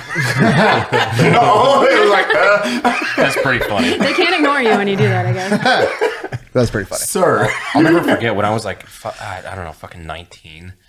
There was a Lamborghini dealership past where like I had to like drive a bunch, and I showed up one day like just as a 19-year-old kid in a fucking t-shirt, and then for whatever reason I was doing something where I had to wear like a suit, and the difference in treatment That's crazy. between just like being a kid in a t-shirt and a kid in a fucking like full suit. Yeah. Immediately everybody wants to talk to you. I got a free fucking notepad, like, you know, shit. They're like, oh yeah, no, have this, whatever. It's like, wow. Like, Yeah. And we never it's do real. that as individuals, policing or anything. Do you mean profiling? I would be the same dude at a Lambo dealership. I'm like 99% that dude with the backwards hat and shorts ain't buying no fucking Lambo. Trying to get a test drive, get his ass out of here. You're just the 1% donut. I'm like, fuck, I missed the commission. God damn. You know we would all do the same fucking. Nick walks in with this shirt. I'll take I'm top, walking yeah. into places. That's my favorite. I feel like you have a much more honest conversation that way. Yeah. Yeah. Oh, 100%. It's way better. Yeah. All the time. That's funny. It's a hard one. Like, You know, stereotypes exist for a reason, I guess. And See? I was just Only hot takes here. Spacewalk was awesome. We spent 2 years building a suit. And we started with the intravehicular suit, which is a suit you see all the astronauts wear when they, it's an IVA suit when they get in the spacecraft. And really, it's just a last line of defense. You get a fire, you take a micrometeorite orbital debris, like, look, there's a billion bullets whizzing around in space. Paint chips that come off of a satellite. And they're traveling 17,500 miles an hour, and there's a lot of energy when they hit a vehicle, and they can go right through it. So you take a hole in the spacecraft. Oh, thank goodness I got the suit on. It pressurizes. Let's come home, and it's emergency. But that is not a suit you do a spacewalk in. You don't walk on the moon or Mars in it, because when that thing puffs up and fully pressurized, you're like the marshmallow man. You can't move. So we had to start with that and put joints in. Bearing rotator cuffs, in the shoulders and the wrists, gloves that actually had dexterity so that you could actually hold tools, because what's the whole point here? The point is, if you get to the moon or Mars, you get outside your spaceship and you discover things and you build things and repair things. So 2 years, the best minds there built an incredible suit. We took it into a vacuum chamber at NASA. We knew it worked. We developed a whole pre-breathe to denitrogenate, so we didn't have, basically the bends or decompression sickness. And we went out and it was cool as hell. That's something you have to worry about, is decompression sickness? 100%. No shit. Yeah. Okay. Because I know, like, so Ben's like when you're doing deep sea diving and stuff Right. like that, that's something you have to worry about because you have like multiple atmospheres worth of pressure. Mhm. You have to worry about that in 0G. Yeah, I mean, basically, high to low is always the problem. So high pressure, low pressure. High pressure generally building up more nitrogen unless you've denitrogenated your body, and then you go low pressure, and that's you're opening the can of soda. So when you're scuba diving, you go down like 3-4 atmospheres, whatever. You got you're breathing normal air. You're loading up nitrogen in your system. You return to the surface, and you're begging all those bubbles to come out of solution. And that's what causes joint pain, and it can. That's type 1 DCS is joint pain. Type 2 is you can have cerebral issues, cardiac issues, and such. So think about it in a spacewalk. We're going from normal atmosphere, like 1 atmosphere, to 0, except whatever's in your suit pressure. So you're going high to low, and you absolutely can get DCS. People during testing got DCS, and when we were, not any of the crew members, but there was a whole testing regime of how to denitrogenate, because we had no airlock. That's kind of key is on the space shuttle, space station, you have an airlock. So you got an airlock, you can go and breathe 100% oxygen, not worry about creating an environment where you could have a fire. We didn't have that. We had to throw air atmosphere, so we had to figure out a way to not breathe 100% oxygen for a while and create a fire hazard. So our risk for DCS was higher. But we figured it out, and obviously we had no DCS hits. But I mean, even you read Michael Collins' book, on the Apollo 11 mission, he talked about he would get type 1 DCS on his Gemini mission, and then his Apollo mission. He was physiologically he was more susceptible to it. Oh shit! He just didn't know at that time. So, I don't know.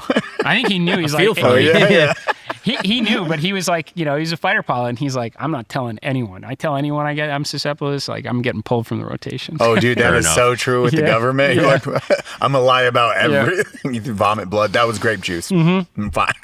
It's like, that's my spleen. So what was then walking out though and doing that spacewalk? So now you built the suit, and then you guys are up there and gals, and now it's like, okay. Yeah, so it was short. We basically, the whole operation was just under 2 hours. We each had 8 minutes outside the vehicle. And the reason is we're breathing 100% oxygen. We had to bring all our own tanks for this. There's no airlock, so we threw away our atmosphere, so we had to repressurize the vehicle. So we didn't have much time out there, and I'll tell you, it was not what I expected. So I'd went up before. We had the cupola on my first mission, which was the biggest continuous window in space, and I'm like, I've seen the most beautiful thing you can imagine from space. It's probably going to look like that. And I was wrong. It was so much more intense. It was this big sensory thing, because not only did you have that visual stimulus of like, you poke your head out and you're seeing Earth right in your face. You got the noise of the oxygen flowing in, you got temperature, you're cold as hell. We were worried about overheating, so it was like extra oxygen coming in to really cool you down. You got the exertion of moving against a suit pressurized to 5.2 psi, so even any movement was exertion. And it just was overwhelming to come in, but it was awesome. Nothing around you. Yeah, just Earth out the front, and then when you looked into the darkness of space, that was like the unsettling. Yeah, like what went through your fucking mind just looking at it? Yeah, I mean, that was a surprise, because I just did not think that it would feel differently. But I've talked to other astronauts too. I was like, hey, how do you feel when you look away from Earth? Because you don't always see the stars. And I know it's another like kind of conspiracy thing. You got to be in the right orbit where you're in eclipse. Because if you have any light coming off of Earth, it kind of drowns it out. So you need to be in eclipse. You need the moon in the right spot. And then, yes, you can see beautiful Milky Way stars. So it's like, but why don't I always see it? Well, it depends. If the Earth is illuminated, you're not going to see stars.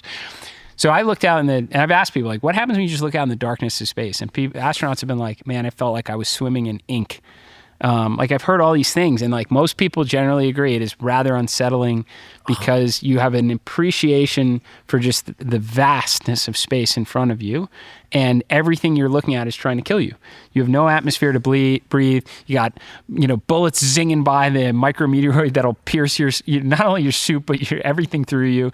You got radiation. My heart rate monitor went down from a rad hit, because we were actually in a high radiation portion of the orbit. And it's just like, whatever, that is our destiny, to go out and explore among the stars, and we're just going to proceed with caution. Well, you're talking about after the podcast. Yeah, I'm talking about after the podcast. Like, he was overstimulated because we were all laughing. We're like having a good time laughing. Ryden hates smiling and laughter. So he looked at us. He's like, he said, you're all going to die.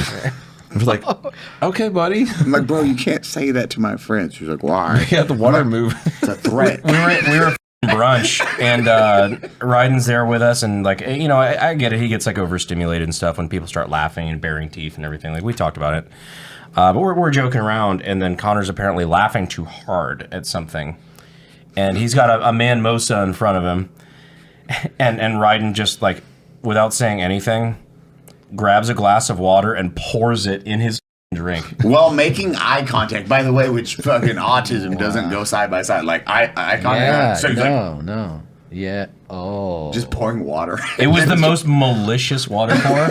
It was some Sigma shit, dude. And we all it worked, by the way. Yeah. Like, we all stopped. We're like, can't smell. Like we're like, That moment needs like a TikTok edit of just like. We're not gonna get mad at him. Mewing on it. I was like, bro, you can't do that. What? Wow. I was like, why'd you do this? Sorry, you were laughing really loud. I was like, sorry, Connor, shut the fuck up. He poured water. I've never seen this. So he started adapting. He done it twice now to John too. Oh yeah, he did my son too. We're like, man, that's an alpha move. Someone's laughing, you just pour water in the drink. Dude, I might do that at some point. You're gonna stop what you're doing instantly. No one's gonna. It's the most subvert fuck you ever. When you make it to Capitol Hill, you got to do that. One of the dinners. Just pour water in AOC's drink. Don't say anything. Make perfect eye contact. Yeah. Well, what a opinion to have. No, you can't talk. You just look like this.